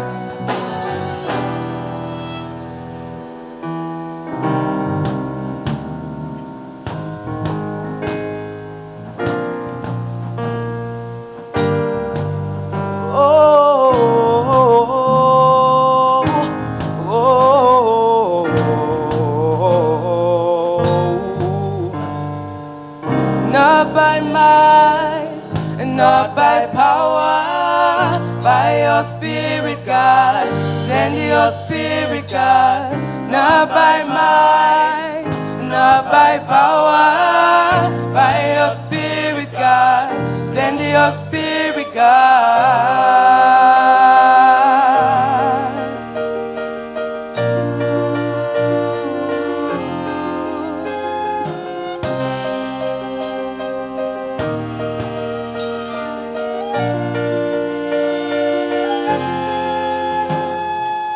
You are the fire, we are the temple. You are the voice, we are your song.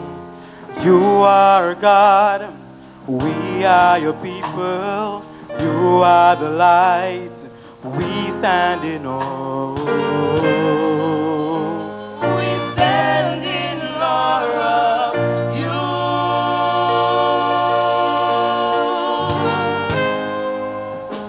We stand in awe of you.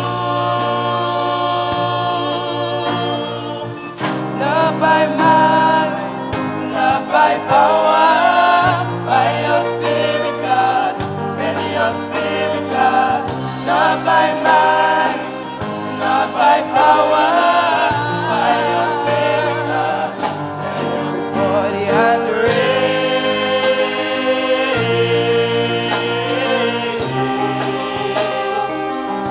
Everybody give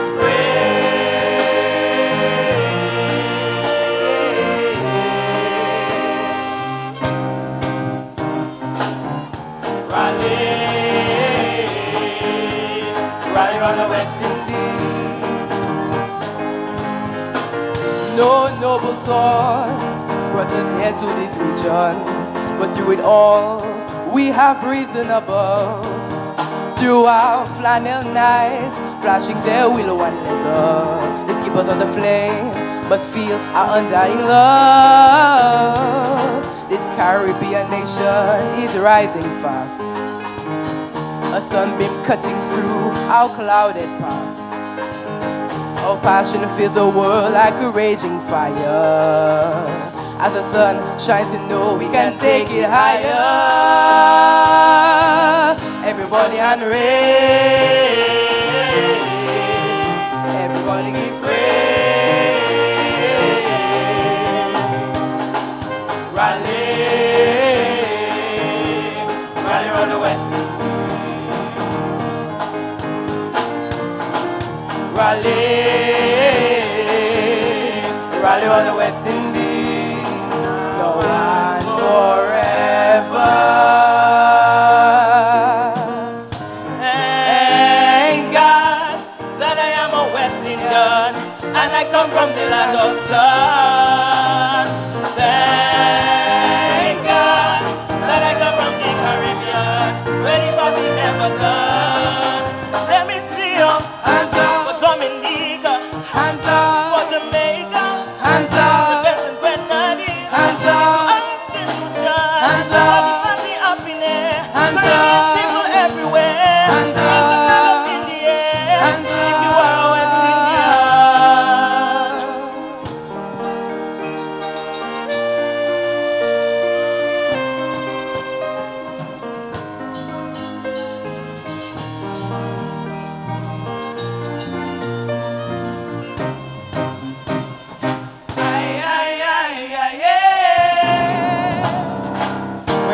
that beat, I got to move my feet. It hit me in every direction. There was a vibration when I listened to it. I love this music, it got me on the beat. It hit me like aye, aye, aye, aye, yeah. Now start rock, you can't stop. Dance to the rhythm and open the pop. You can't stop and jump to the front and back now. Boom, no, no, no, the pop. You can't stop, y'all just rock. Dance to the rhythm and open the pop. A face, yeah, face, when pass up, shake. I just swim my way, I just swim my way, swim, swim. I just swim my way, I just swim my way, swim, swim. I just swim my way, yeah, swim my way, swim, swim. I just swim my way, I just swim my way, swim, swim. It's so enticing, I'm watching the way she whining, and the waistline rolling, and a pretty good smile it lining. So I start approaching, cause the CARICOM not no shy thing. Move quick like lightning. So baby, baby, let me tell you something. I just swim my way, I just swim my way, swim, swim. I just swim my way, I just swim my way, swim, swim. I just swim my way, yeah, swim my way, swim, swim. I just swim my way, I just swim my way, swim, swim. I just swim my way.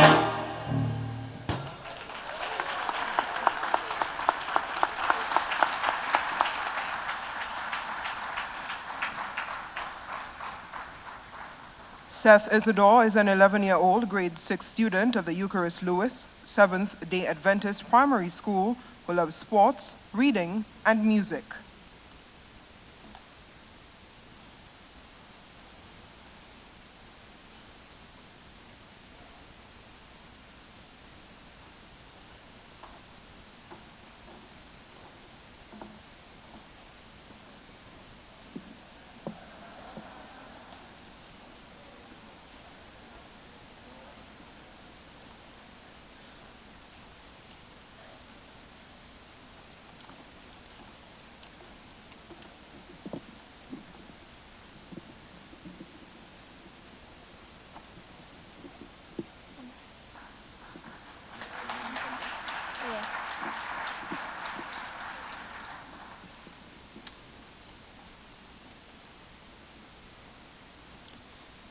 Please allow me to adopt the protocol that has already been established and say good afternoon to all of you leaders who have been especially called by God to lead His people in your respective territories. The story is recorded in the book of Acts chapter 8 and 9. There we find a character named Saul.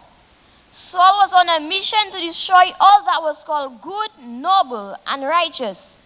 One might have thought that there was no hope for this dreadful bigot until one day, in his march of destruction, he was stopped, reprimanded when a bright light struck him off his racing horse on the dusty Damascus road. He heard a voice asking, "Saul, Saul, why persecutest thou me?" Saul asked, "Who are you, Lord?" The voice said, "I am Yeshua whom thou art trying to destroy, and it is hard to fight against your conscience." Let us pray. Great God, our Heavenly Father, I pray that you will touch the hearts of all those who hear my voice. In Jesus' name I pray, amen. In a most revolutionary manner, Saul's life was radically transformed. From a caterpillar, he became morphed into an amazing born-again butterfly. His life was lived in beautifying those of others. He was no longer Saul, but now called Paul. Once an antagonist of the gospel he so vigorously sought to destroy, would later declare to the Romans, "I am not ashamed of the gospel of Christ, for it is the power of God unto salvation." Scripture says that Paul, once an agent of destruction, became a sentinel of light, a channel of light, and a blessing to the whole world. In its time, he participated in taking the gospel to the entire world. Under his influence, Turkey was liberated, China was elevated, Asia and India was delivered, the Middle East was Christianized. And Paul's prevailing mantra was, "I am not ashamed of the gospel of Christ, for it is the power of God unto salvation." Today, I too stand in a gap like Paul, and I boldly declare that I am not ashamed of the gospel of Jesus Christ, for it is the power of God unto salvation. So I call you back to the old beaten paths of righteousness, where Solomon says in Proverbs chapter 14 verse 43, "Righteousness exalts a nation, but wrongdoing is a reproach to any people." The time has come for our nations to bring an end to lawlessness. Everything is governed by laws. Laws are for our own good. Countries need laws. Homes, clubs, cabinets, all survive because of laws. Even God has laws.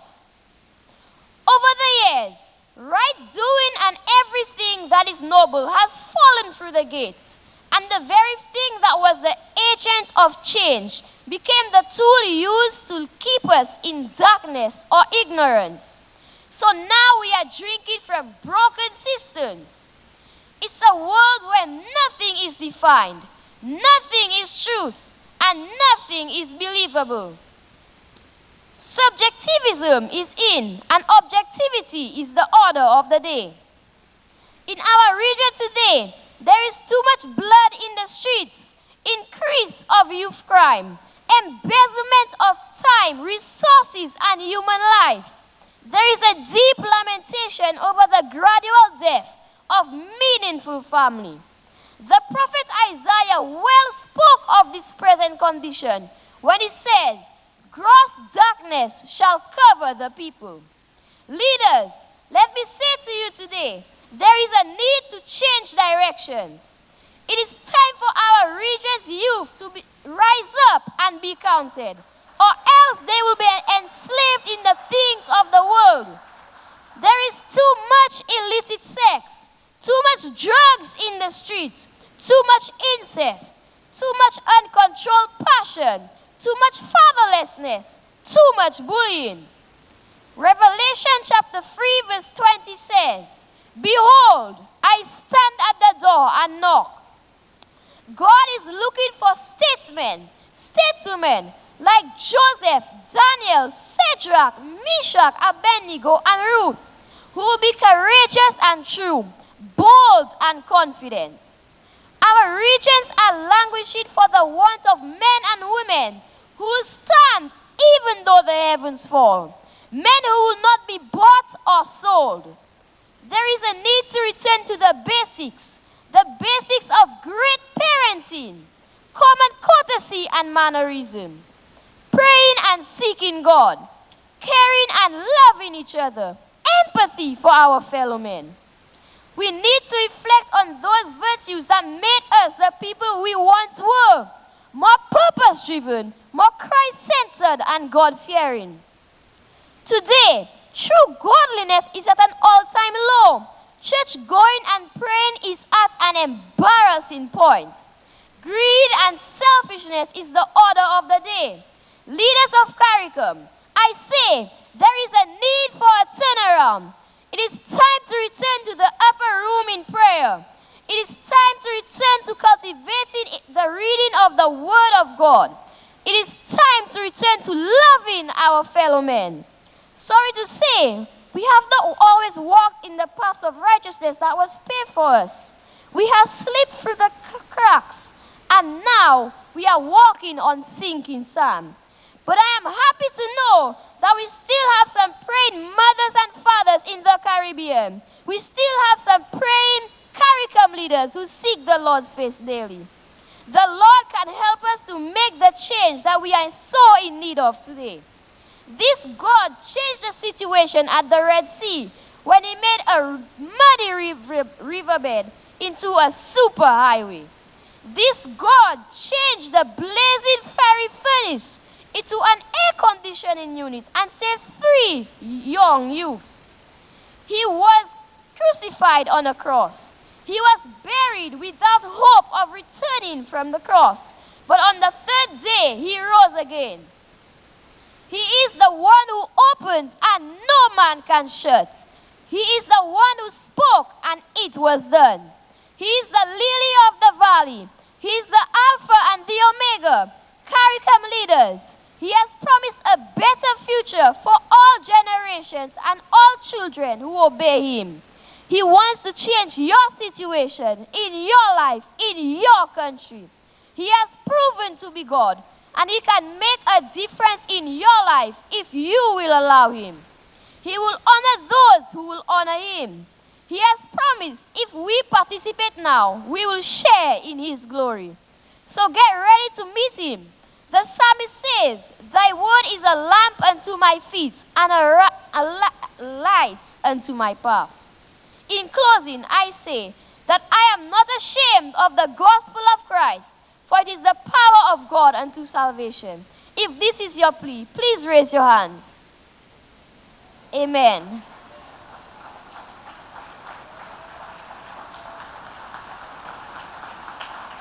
Thank you.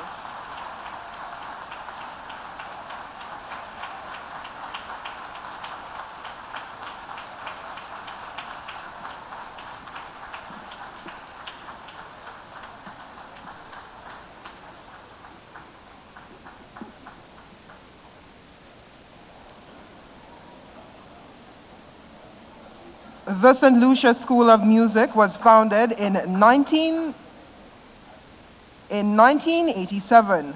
Today, the group performs under the direction of Mr. Richard Payne. They will be performing Vivaldi's Spring, followed by Tribute to Florita, a folk medley, arranged and composed by Mr. Gregory Piper.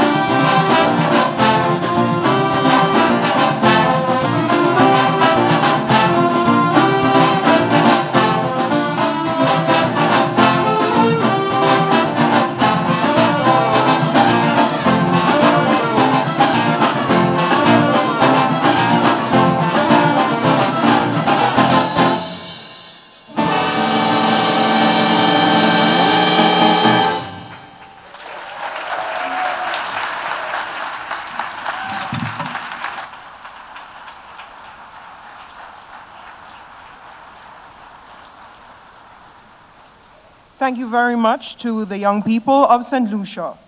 Ladies and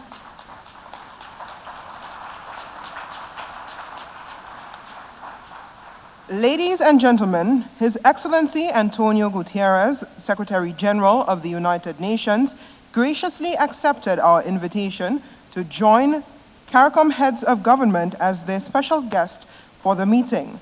I now invite Secretary General Gutierrez to deliver his remarks.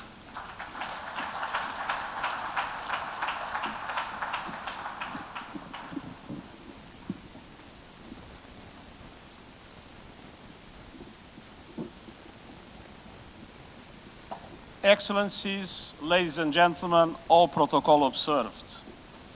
It is a privilege to be with you in St. Lucia. And I thank the Caribbean community and the Prime Minister and Chairman of the Conference of Heads of Government, Alan Chastanet, and Secretary General Irwin LaRocque for the invitation to join you. It is no surprise that just the way from the airport to this room, with a short stop between the two pitons, was an enchanting experience. As Derek Walcott, one of St. Lucia's two Nobel laureates, once said, and I quote, "You cannot wake up in the Caribbean without a sense of astonishment," end of quote.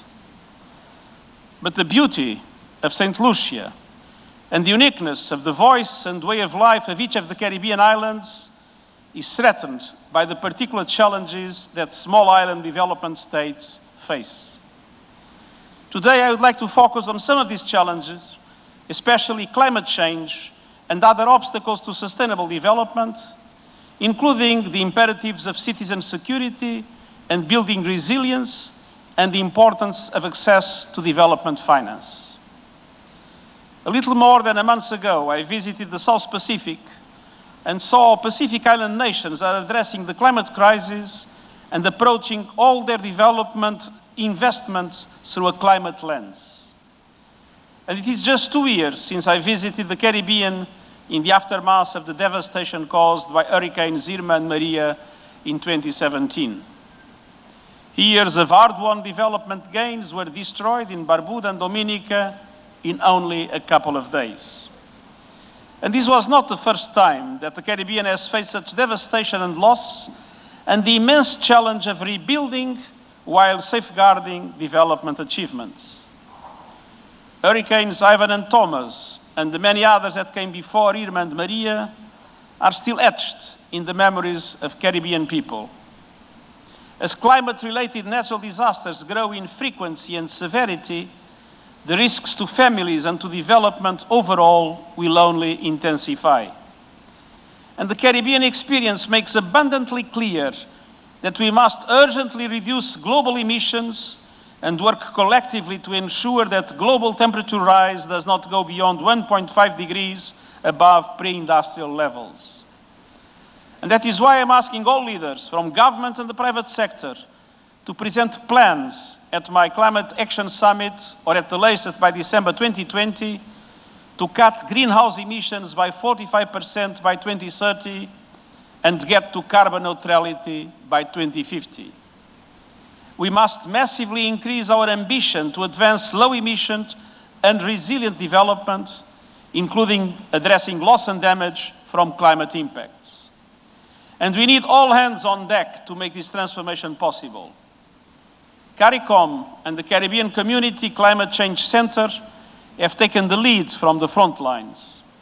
You are our important allies in the fight against climate disruption. We hear your voices loud and clear in the negotiation halls. You have been stalwart advocates for a 1.5 degree threshold for over a decade, pushing leaders to devise new models of economic development and affordable, reliable energy access. Island nations in the Caribbean are fast becoming influential test beds for innovative climate action, such as investing in decentralized renewable energy. This will not only yield more economically sustainable sources of electricity, but it will provide clean energy solutions. Microgrids and decentralized solar energy systems will also ensure that power losses after storms will be shorter and led catastrophic to homes, hospitals, and businesses. Investing in sustainable development also means investing more in concrete conservation and resilience measures. Around 8 million tons of plastic end up in the oceans annually. And in the Caribbean, you see the impact of these pollutions. We need to fight climate change, but we need to fight also against the degradation of oceans that unfortunately we have not yet been able to stop. We all have to act on a daily basis to counter these grave threats to marine ecosystems and the tourism sector that are so central to your economies. From plastic pollution to coastline erosion, more frequent extreme weather events, sea level rise, and biodiversity loss, Caribbean states face immense pressure due to the actions that are committed essentially by others. And I highly commend the leadership of CARICOM heads in presenting a bold vision to make the Caribbean the world's first climate resilient zone. The creation of a Caribbean Resilience to Recovery Facility is an important development that should be fully supported. When fully functional, this facility will provide a regionally indigenous mechanism for sourcing talent, experience, and financial solutions to support CARICOM members to build resilient communities and nations. And I also must highlight that women are at the heart of the resilience equation. This is true in the Caribbean as it is elsewhere. As we shore up the resilience of Caribbean societies, we must address the issue of citizen insecurity. Murder rates in parts of the Caribbean are still very significant. Violence against women and girls is also a dimension of citizen insecurity, which increases in the wake of natural disasters and is an obstacle to resilient societies generally. I'm therefore also pleased that the Spotlight Initiative will be partnering with CARICOM and 6 countries in the region to make substantial focused investments, some 50 million euros, in prevention and redress for violence against women and girls. It is important that gender considerations underpin all our efforts to promote citizen security and sustainable development. Excellencies, in addition to managing the recurrent and increasing costs of climate-related events, small island developing states face a range of economic constraints. The small size of their domestic markets and their limited capacity to participate in global markets, particularly damaging when it translates itself into the isolation of their financial systems from the global financial system, hinder them in generating economies of scale. Their heavy dependence on imports, particularly of energy and food, make them highly vulnerable to price fluctuations and other external shocks. And their very high levels of national debt constrain their ability to effectively address high and persistent levels of poverty and inequality. These challenges are further complicated by the difficulties SIDS face in mobilizing development finance on affordable and appropriate terms. These are challenges you know only too well, and we join your call and will take the steps we can to improve access to development financing as a priority. I agree with you that eligibility for official development assistance and other forms of concessional financing should include vulnerability criteria in addition to gross national income per capita. I have to say that I have assisted to many interesting technocratic discussions about vulnerability and what it means. But having visited several small island development states in the Pacific and the Caribbean, I never found one that was not a clear case of vulnerability that should be recognized by all. I also agree with you that the speed and predictability of climate financing, especially for least developed countries and SIDS, should be improved. And the prevalent use of debt instruments in climate finance needs review. For middle-income countries that are particularly vulnerable, the multilateral development banks and development finance institutions have a key role to play in providing more long-term, low-cost debt financing. But the time has also come for the international community to consider seriously how best to address the rising problems of over-indebtedness of middle-income countries.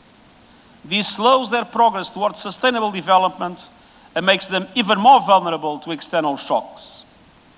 I strongly support the ECLEC proposal to convert debt to investment in resilience through the Debt for Climate Adaptation Swap and Resilience Building Initiative. And I know that several other initiatives are being prepared, and namely under the leadership of the Prime Minister of St. Lucia. And I would like to express the total support of the United Nations and my personal support to any initiative aiming at creating the conditions to allow for adequate financing, for building resiliency, and for recovering for the devastation of climate accidents. There is one thing for me absolutely clear. There is no way the countries of the Caribbean can recover from a devastating hurricane or build systematically resilience in relation to climate problems, doing that based on unsustainable growth of their debt. This is a common responsibility that the international community needs to recognize. And I'm determined to help to change that by bringing more resources and strengthening UN support to SIDS. But to achieve these and other global challenges, we must reaffirm our commitment to multilateralism and to the United Nations Charter. We must face the headwinds together, and there is no alternative to cooperation and collaboration. I've embarked on a far-reaching set of reforms to ensure that the UN development system is fit and ready to help countries to achieve the Sustainable Development Goals in the next decade. Let us seize this historic opportunity to ensure that every Caribbean country and all small island development states are able to receive optimal support from the UN to achieve the Sustainable Development Goals. Also in September, the United Nations will convene 5 summits, all of direct significance to the Caribbean. The high-level political forum review of the 2030 Agenda, the Finance Summit to take stock of where we are in implementing the Addis Ababa Action Plan or financing for sustainable development, the mid-term review of the Samoa Pathway for small island development states, the high-level meeting on universal health coverage, and the Climate Action Summit.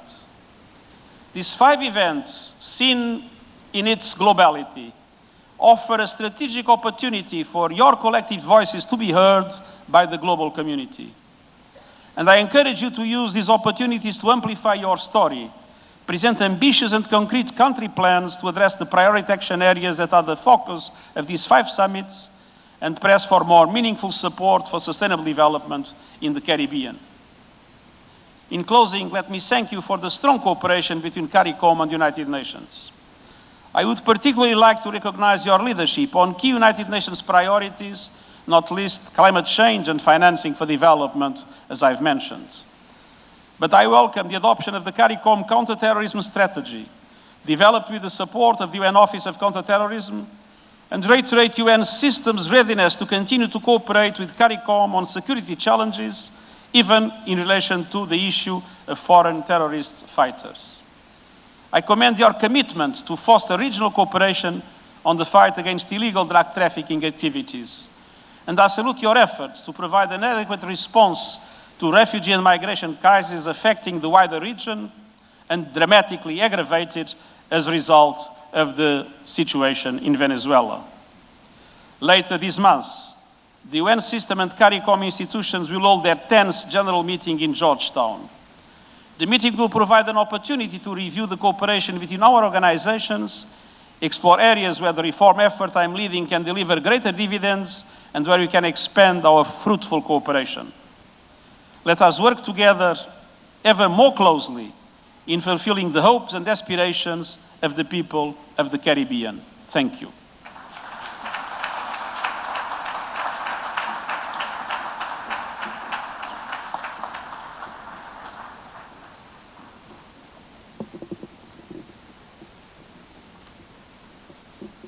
Thank you, Secretary General Gutierrez, for these remarks.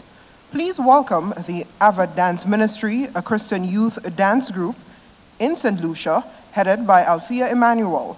For the past 12 years, AVID has been producing annual performances and today will perform Caribbean gospel dance with drums.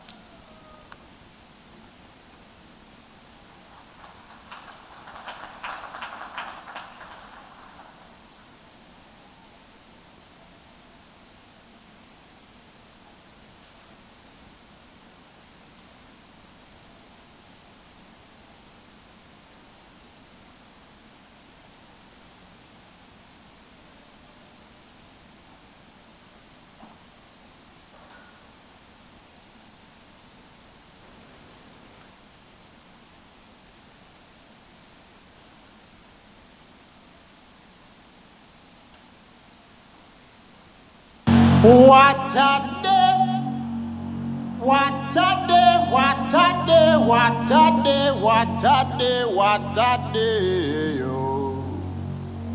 When Jesus come, my son, you can go home. Today if you hear God's voice, do not harden your heart. Repent, for the coming of the Lord is near. Oh, what a day, what a day, oh. When Jesus come, my son, you can go home. What a day, oh. When Jesus come, my son, you can go home. Some a jump on a prance and I went up in a dance and I want give Jesus a chance. When Jesus come, my son, you can go home. Said it's all about the ice and your clothes are carry twice and I want your father got advice. When Jesus come, my son, you can go home. Some girls are run down man pass from man to one, but the money are the motivation. So when Jesus come, my son, you can go home. Bad man from jungle of girls in a bungle, now he got word we say humble. When Jesus come, my son, you can go home. Oh, what a day, oh. When Jesus come, my son, you can go home. Oh, what a day, oh. When Jesus come, my son, you can go home. Like when Noah build the ark and the whole of them attack and I pass them dirty remark. When Jesus come, my son, you can go home. Like when the Red Sea part and children cross and the whole of your man them dead off. When Jesus come, my son, you can go home. Remember, lying lips is an abomination. When Jesus come, my son, you can go home. God a look on your heart and not your denomination. When Jesus come, my son, you can go home. Oh, what a day, what a day, what a day, what a day, what a day, what a day, oh. When Jesus come, my son, you can go home. What a day, oh. When Jesus come, my son, you can go home. Today is the day of salvation, no heart in your heart when the Lord said, oh. When Jesus come, my son, you can go home. Enter through the narrow gate and not talk about wait, cause your life it could have soon done. When Jesus come, my son, you can go home. Catch this, don't make the devil trick you and hypnotize you. When Jesus come, my son, you can go home. Him only come to kill, steal and destroy, no make him surprise you. When Jesus come, my son, you can go home. What a day, what a day, what a day.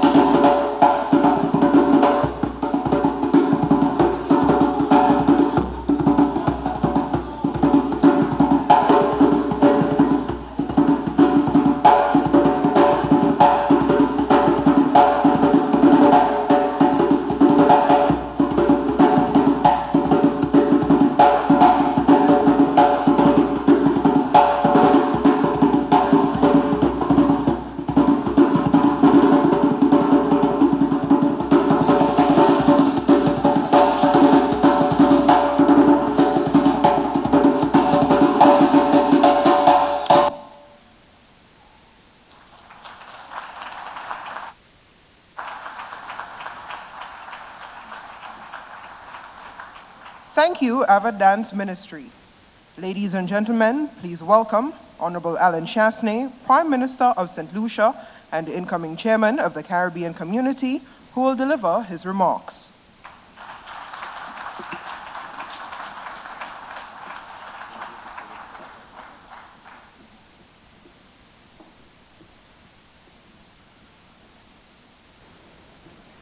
Your Excellency, Sir Emmanuel Neville Snack and Lady Snack, immediate past Chairman of CARICOM, the Honorable Timothy Harris, colleague Prime Ministers of the region, Honorable Erna Soderberg, Prime Minister of Norway, Your Excellency Antonio Guterres, Secretary General of the United Nations, the Honorable Janine Girodi McIntyre, President of the Senate, the Honorable Andy Daniel, Speaker of the House, members of Cabinet, ministers from CARICOM states, the Honorable Philip J. Peer, Leader of the Opposition, Secretary General of CARICOM, Your Excellency Erwin LaRocque, members of the Diplomatic Corps, all delegates and special invited guests, to St. Lucians and Caribbean people watching us around the world, good evening. Before I begin my presentation, I want to certainly acknowledge the yeoman's work that the outgoing Chairman of CARICOM, the Honorable Timothy Harris, has achieved in the last 6 months. I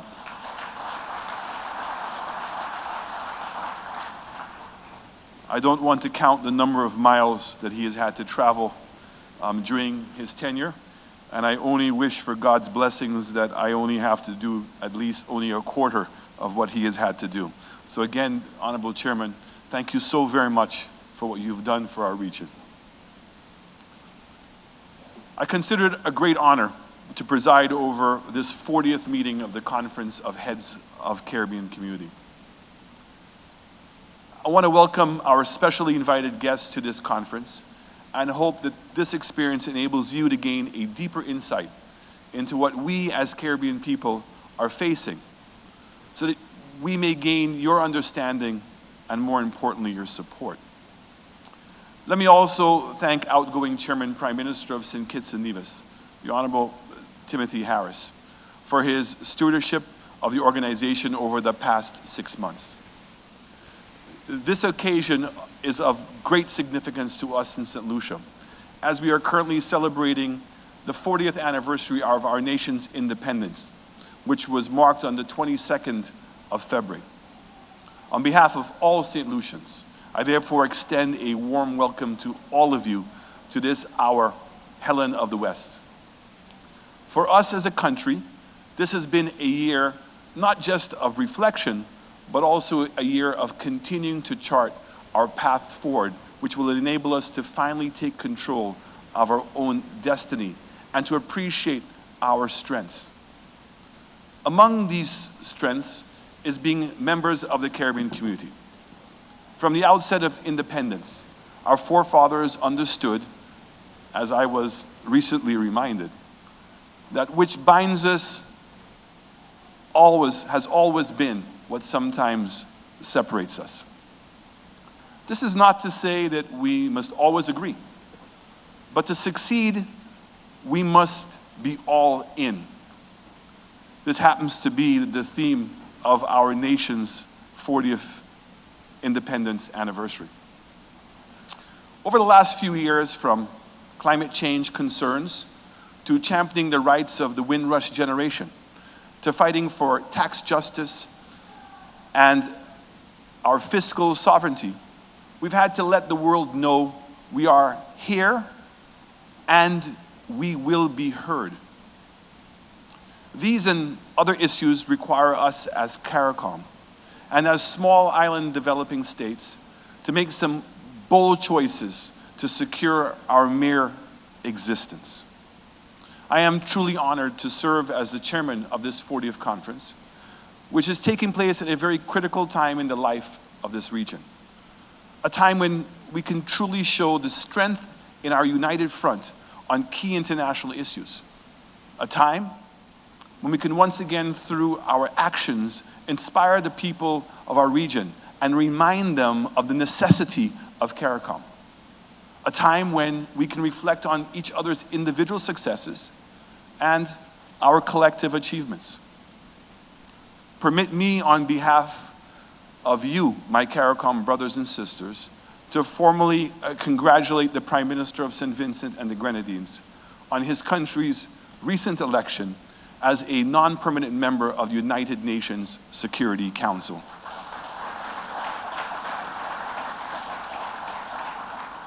It is another example of what can be achieved once there is a firm resolve.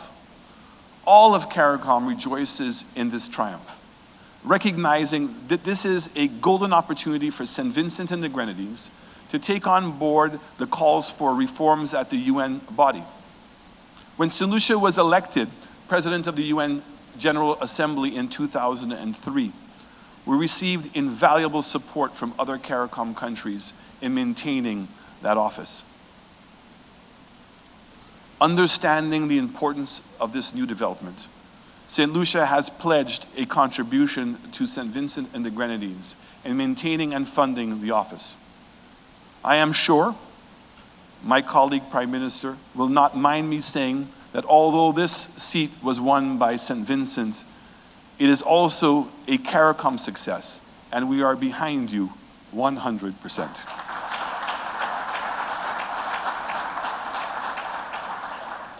Hence, I call on all members to also pledge their support to St. Vincent in maintaining this office and ensuring a successful tenure.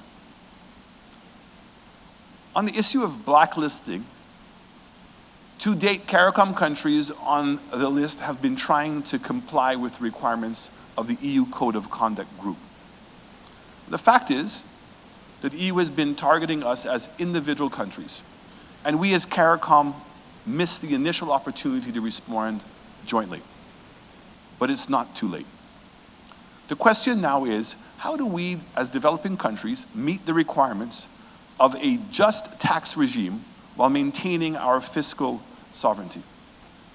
We must, as a region, be committed to a high standard of governance, but this cannot cross the line and infringe on our competitiveness.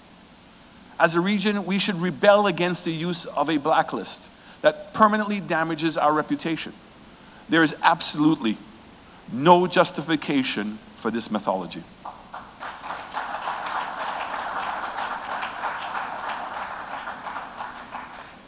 The lingering uncertainty over Brexit is another matter that will continue to concern us in the coming months.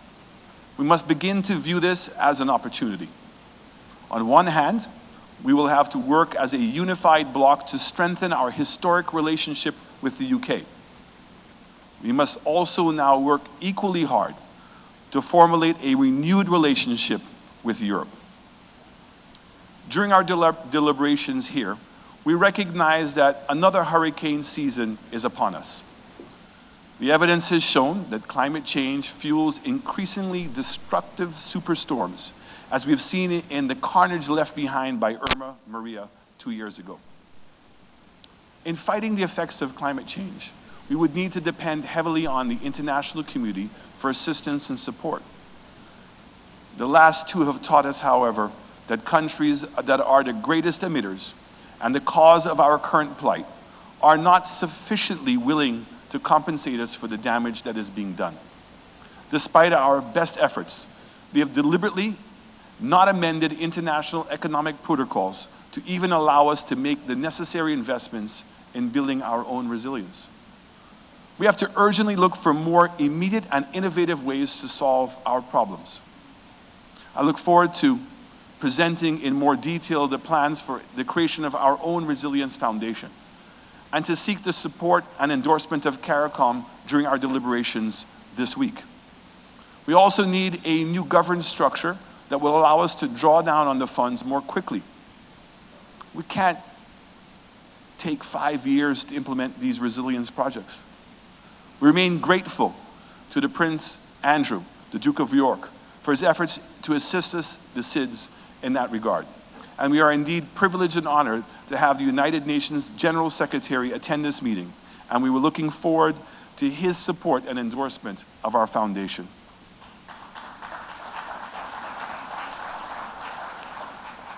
At the same time, at the same meeting, we will be seeking the endorsement of the Pacific SIDS, as well as the developed countries and international development institutions. Among the other issues expected to engage us this week is a consideration of new measures to enhance the Caribbean single market and economy, which allows for free movement of goods, skills, labor, and services across the region. I welcome the renewed energy of Prime Minister Mia Mottley, and with her leadership and most importantly, her sense of urgency, I believe that we are well on our way to reinvigorate the CSME.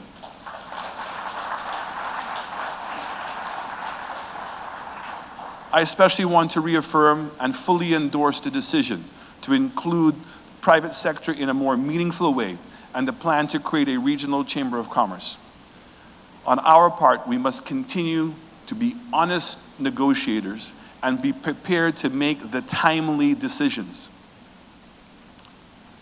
Colleagues, the situation in Venezuela remains unresolved and continues to haunt us. The effect of the breakdown can now be seen plastered all over the media in our own countries. The position of the Caribbean community on Venezuela has not changed. We've agreed that the resolution must be by dialogue, and it must be a Venezuelan-made solution, and that there should be no military intervention, that the rule of law must apply, and that the humanitarian situation must be addressed. We also re-emphasize the notion that the Caribbean region must remain a zone of peace. However, we cannot run away from the impact that Venezuela is having, especially as it relates to the security and immigration in the countries within close proximity. Given the critical importance of finding a solution to this crisis and the invaluable work of the special committee appointed by CARICOM, headed by the outgoing chairman, Timothy Harris, I am grateful that they have agreed to continue to take the lead on this issue. I have pledged and continue to pledge my full and unwavering support as we seek to find a resolution.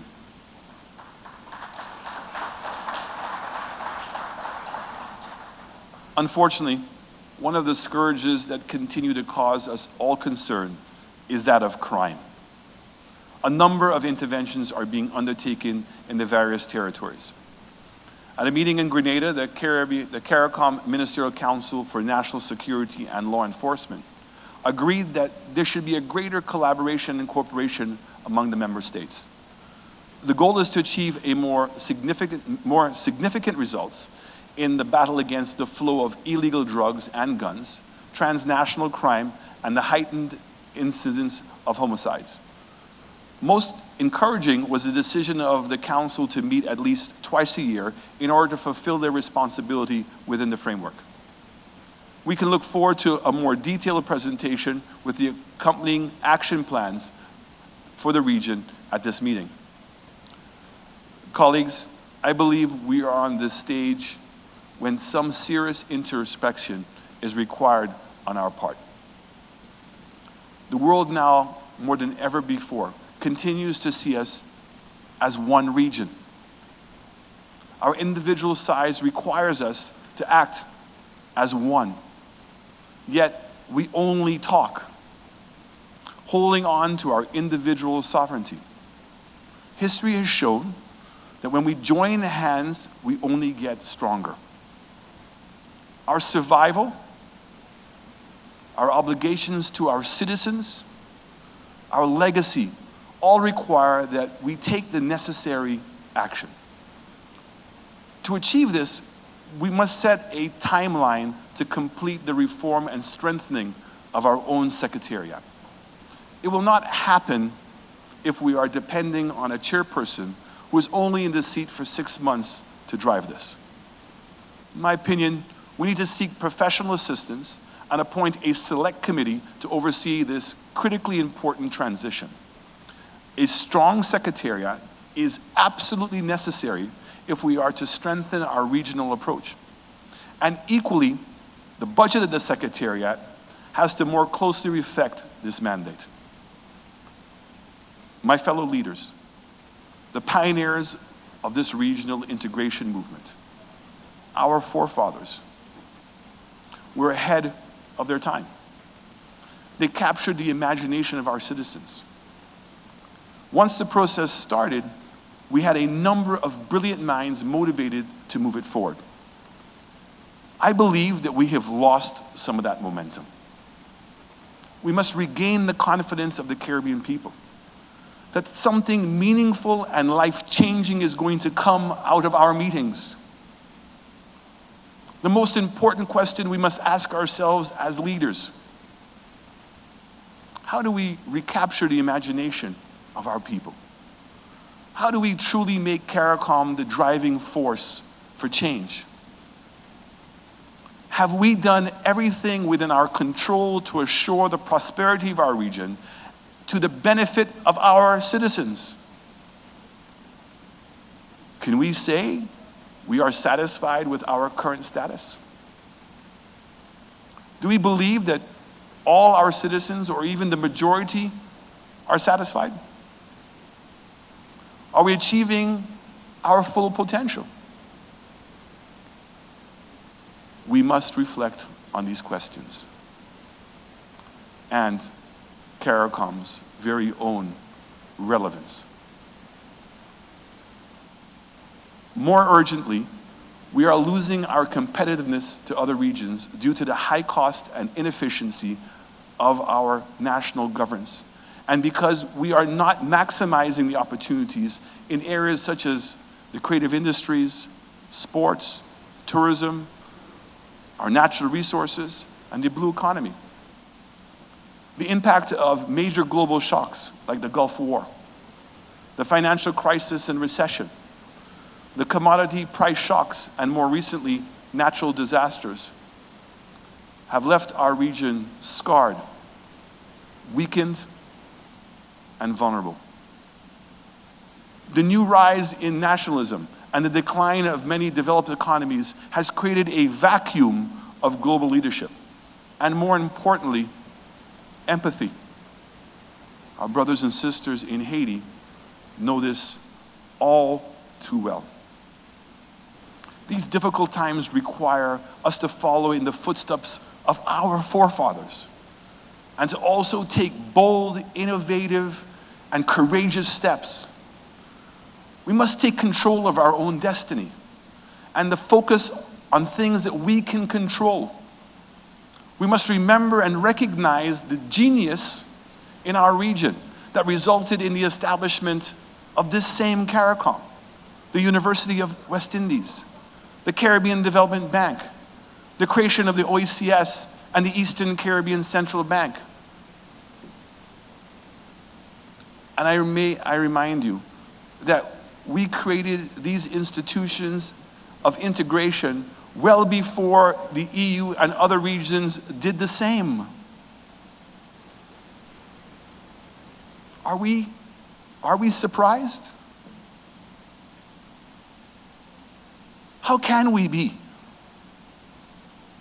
We produced world-class athletes, a decade of world dominance by our West Indies cricket team, philosophers and artists with global impact. We introduced the only new musical instrument of the last century.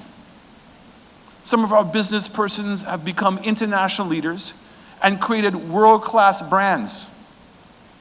Our impact in the field of literature and economics earned us 3 Nobel Prizes, more per capita than any other region in the world. I'm sure this fact will resonate with our distinguished guest, the Prime Minister of Norway, the home of the Nobel Peace Center.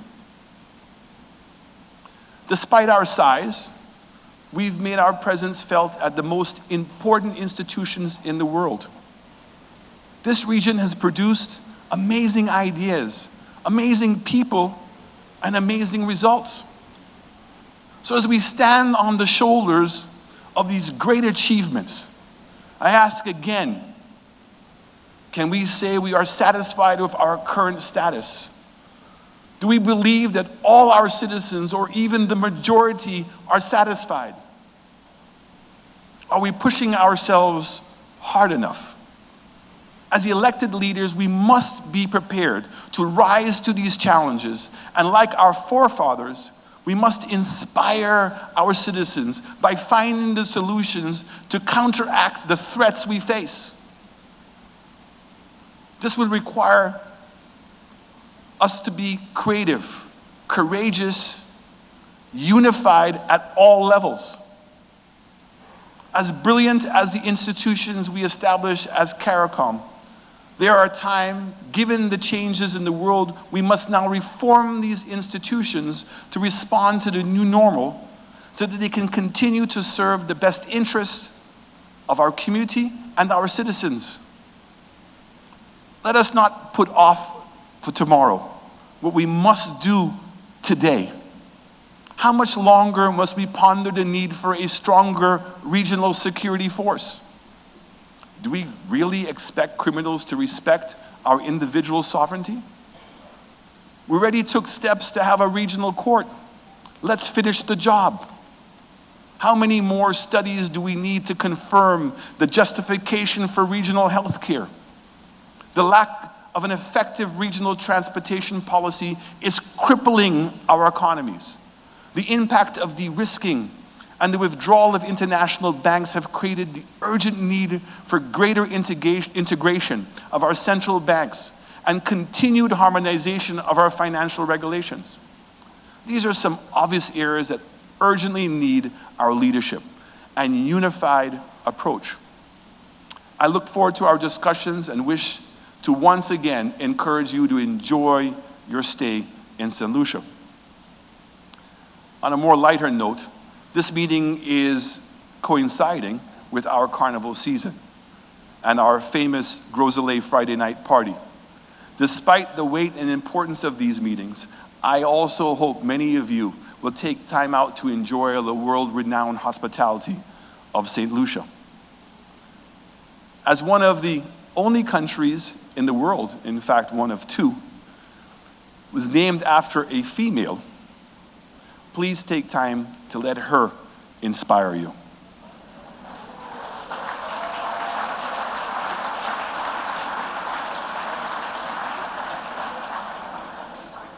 I would like to express my sincere thanks to the dedicated team from the CARICOM Secretariat, our Department of External Affairs, and the government departments and our volunteers, who have worked very hard to ensure that this week is a success. I thank you.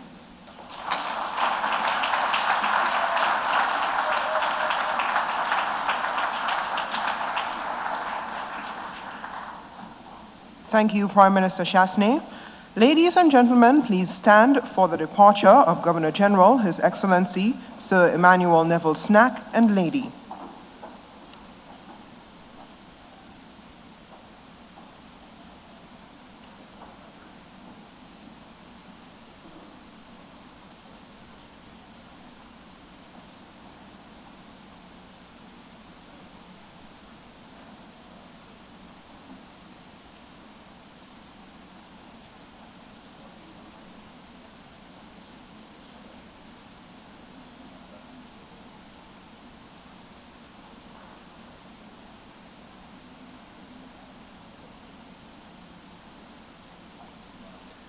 Kindly sit as we witness the taking of the official photograph.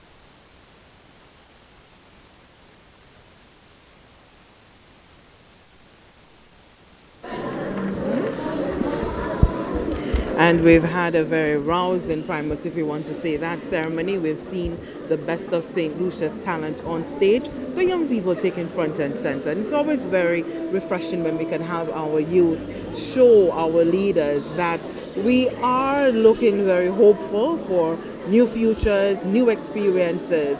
And we had the leaders, the outgoing chairman of the Caribbean community, who spoke very passionately from the accomplishments that we've had in the last 6 months. And he spoke more specifically to the blue economy that is emerging right now in the Caribbean. The idea is that, listen, we've somewhat exhausted a lot of what the traditional means for the economy. You know, so right now we need to look at the resources that we have, what we have in abundance, and what do we have primary? Ocean, absolutely. So the idea of now being able to harness what we can get out of the blue economy, and we need to get ahead, because there are other nations that are far into the game. And of course in the Caribbean, as we heard Prime Minister Alan Chastity say, we always seem to be playing a catch-up game. And we also heard that from Timothy Harris as well. And more interesting, he spoke about the sort of partnership that Norway has had with the Caribbean, and that has been in the last 3 years or so. For the first time, we've had Norway really engaging Caribbean leaders, and that is something that we must say thank you to Norway for, because it's a powerful voice when it comes to issues of climate change. Norway is amongst of the few countries in the world where they do not just talk the talk, but they're actually doing what's needed to ensure that we are fighting climate change. Heard the new phrase in there by Dr. Timothy Harris, and it's actually climate disruption. So, new phrase there in the climate change jargon. Very encouraging indeed, Lucia, and of course the Secretary General of the United Nations also has, promises to assist the Caribbean community in many ways, particularly in climate change. And of course, climate change is a serious challenge for us in this region. And as you alluded to, Norway, the assistance. So this is actually guiding the community, the Caribbean community, to sort of embrace the other countries in being able to address the challenges of climate change. And so the fact that Norway and the UN are promising to assist and to guide us in that direction is a good sign for the Caribbean community. But most importantly for us, meeting those challenges, really it's about financing. Where is the money at? And Norway is helping in that respect. We also know that Prime Minister Honorable Alan Chastity, during his stint as the chairman for the Organization of Eastern Caribbean States, the OECS, spent a lot of time in being able to lobby the international community in not just looking at the Caribbean, and when it comes to concessional lending, to look at us and simply give us lending based on our GDP, because it is something of a disadvantage to our small state. And so a lot of groundwork has gone into lobbying the international community to make a change to that. And there is a lot of progress being made at this time. A lot of discussion for the first time. They've come to the table, discussions have been had, and it's something that the Secretary General for the United Nations alluded to. And more talks will be had on that in September when the UN General Assembly convenes. We also have the issue of security, and on Venezuela, of course, and I said Venezuela is an issue that is not soon to go away. The Caribbean community is asking for there to be peace and resolution to the conflict, and that can only come about through dialogue, non-interference in the internal affairs, respecting the sovereignty of Venezuela. But of course, at the same time, the humanitarian crisis that is attached to that issue continues to be something of concern to all countries, especially those that are feeling the brunt of the influx of Venezuelans. Of course, another important factor is the food import bill. Recently, St. Lucia's implemented the food and vegetation vegetables import substitution project. And of course, this is going to assist greatly. And I believe we are playing a leading role in that regard. And I think CARICOM will assist. And I think Ambassador Leroy alluded to that, to the fact that they are aware of that, and St. Lucia has taken the lead, and very soon we will be able to assist to at least take the lead, and of course be in a position to be able to address the whole question of food importation and avoiding this over $4 billion US. Over $4 billion US. It is a staggering amount. And when we have to think about the implications of that amount of money annually, this is an annual figure, annually, all of this money leaving the Caribbean region so that you can import food. And so the question of how we begin to chip away at this, whether it's a question of not just talking about food security and growing food, but there must be something sustaining in the plans. And as you indicated, St. Lucia has launched the project, and that deals with 7 crops specifically. So they're down to specifics, 7 crops that farmers and ordinary St. Lucians can get involved in. And once you can do that, then you do it for not just for doing it at the subsistence level, but of course at the commercial level as well. And the agricultural, the Ministry of Agriculture is going to play a pivotal role in that regard with our agricultural extension officers and farmers. Absolutely. Promise, another very important issue, and we really can't overlook this, the blacklisting. This is a critical issue for the Caribbean region. Earlier this year in February, Prime Minister Alan Chastney led a delegation and did have dialogue with some leaders with respect to that. Now CARICOM is taking a very firm position.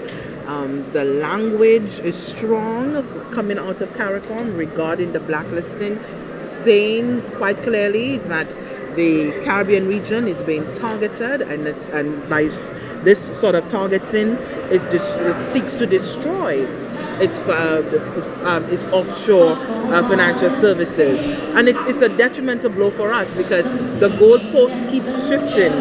And so it is something that at the OECS level, at the recent OECS assembly, we had leaders there saying emphatically that what needs to be done is a more forceful political approach. And perhaps the diplomacy is nice and it could work at some point, but now a more forceful approach needs to come, and CARICOM is in line and in sync with that. And it's a pity that it is the EU who's leading the strategy of blacklisting. This is definitely going to be detrimental to us here. And can you imagine the European Union, spearheading this strategy? This can be, as you rightly said, a devastating experience for the Caribbean community. So it has to be addressed quickly. And of course, we heard from our Prime Minister, Honorable Alan Chastney, as the incoming chairman for the CARICOM, and he was talking about change.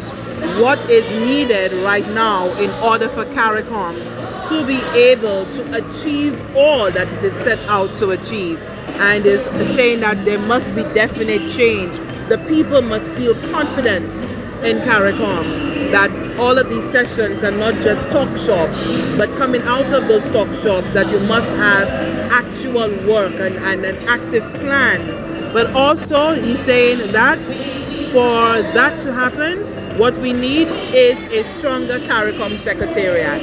And so moving forward, we expect to see the Caribbean leaders acting upon this.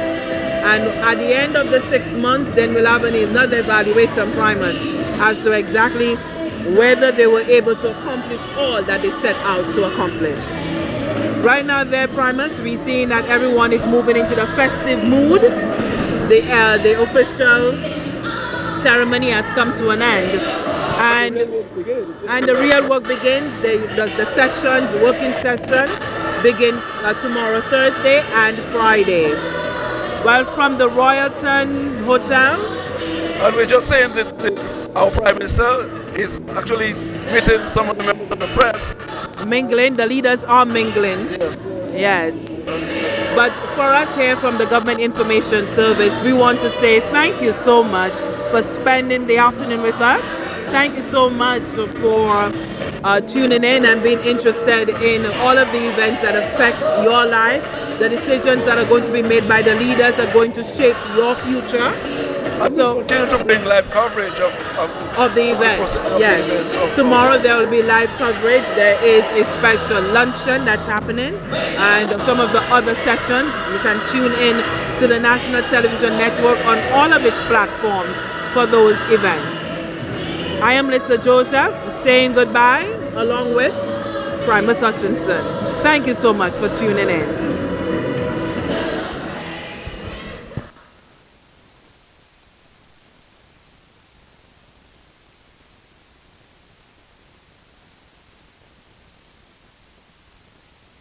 CARICOM, hele, hele,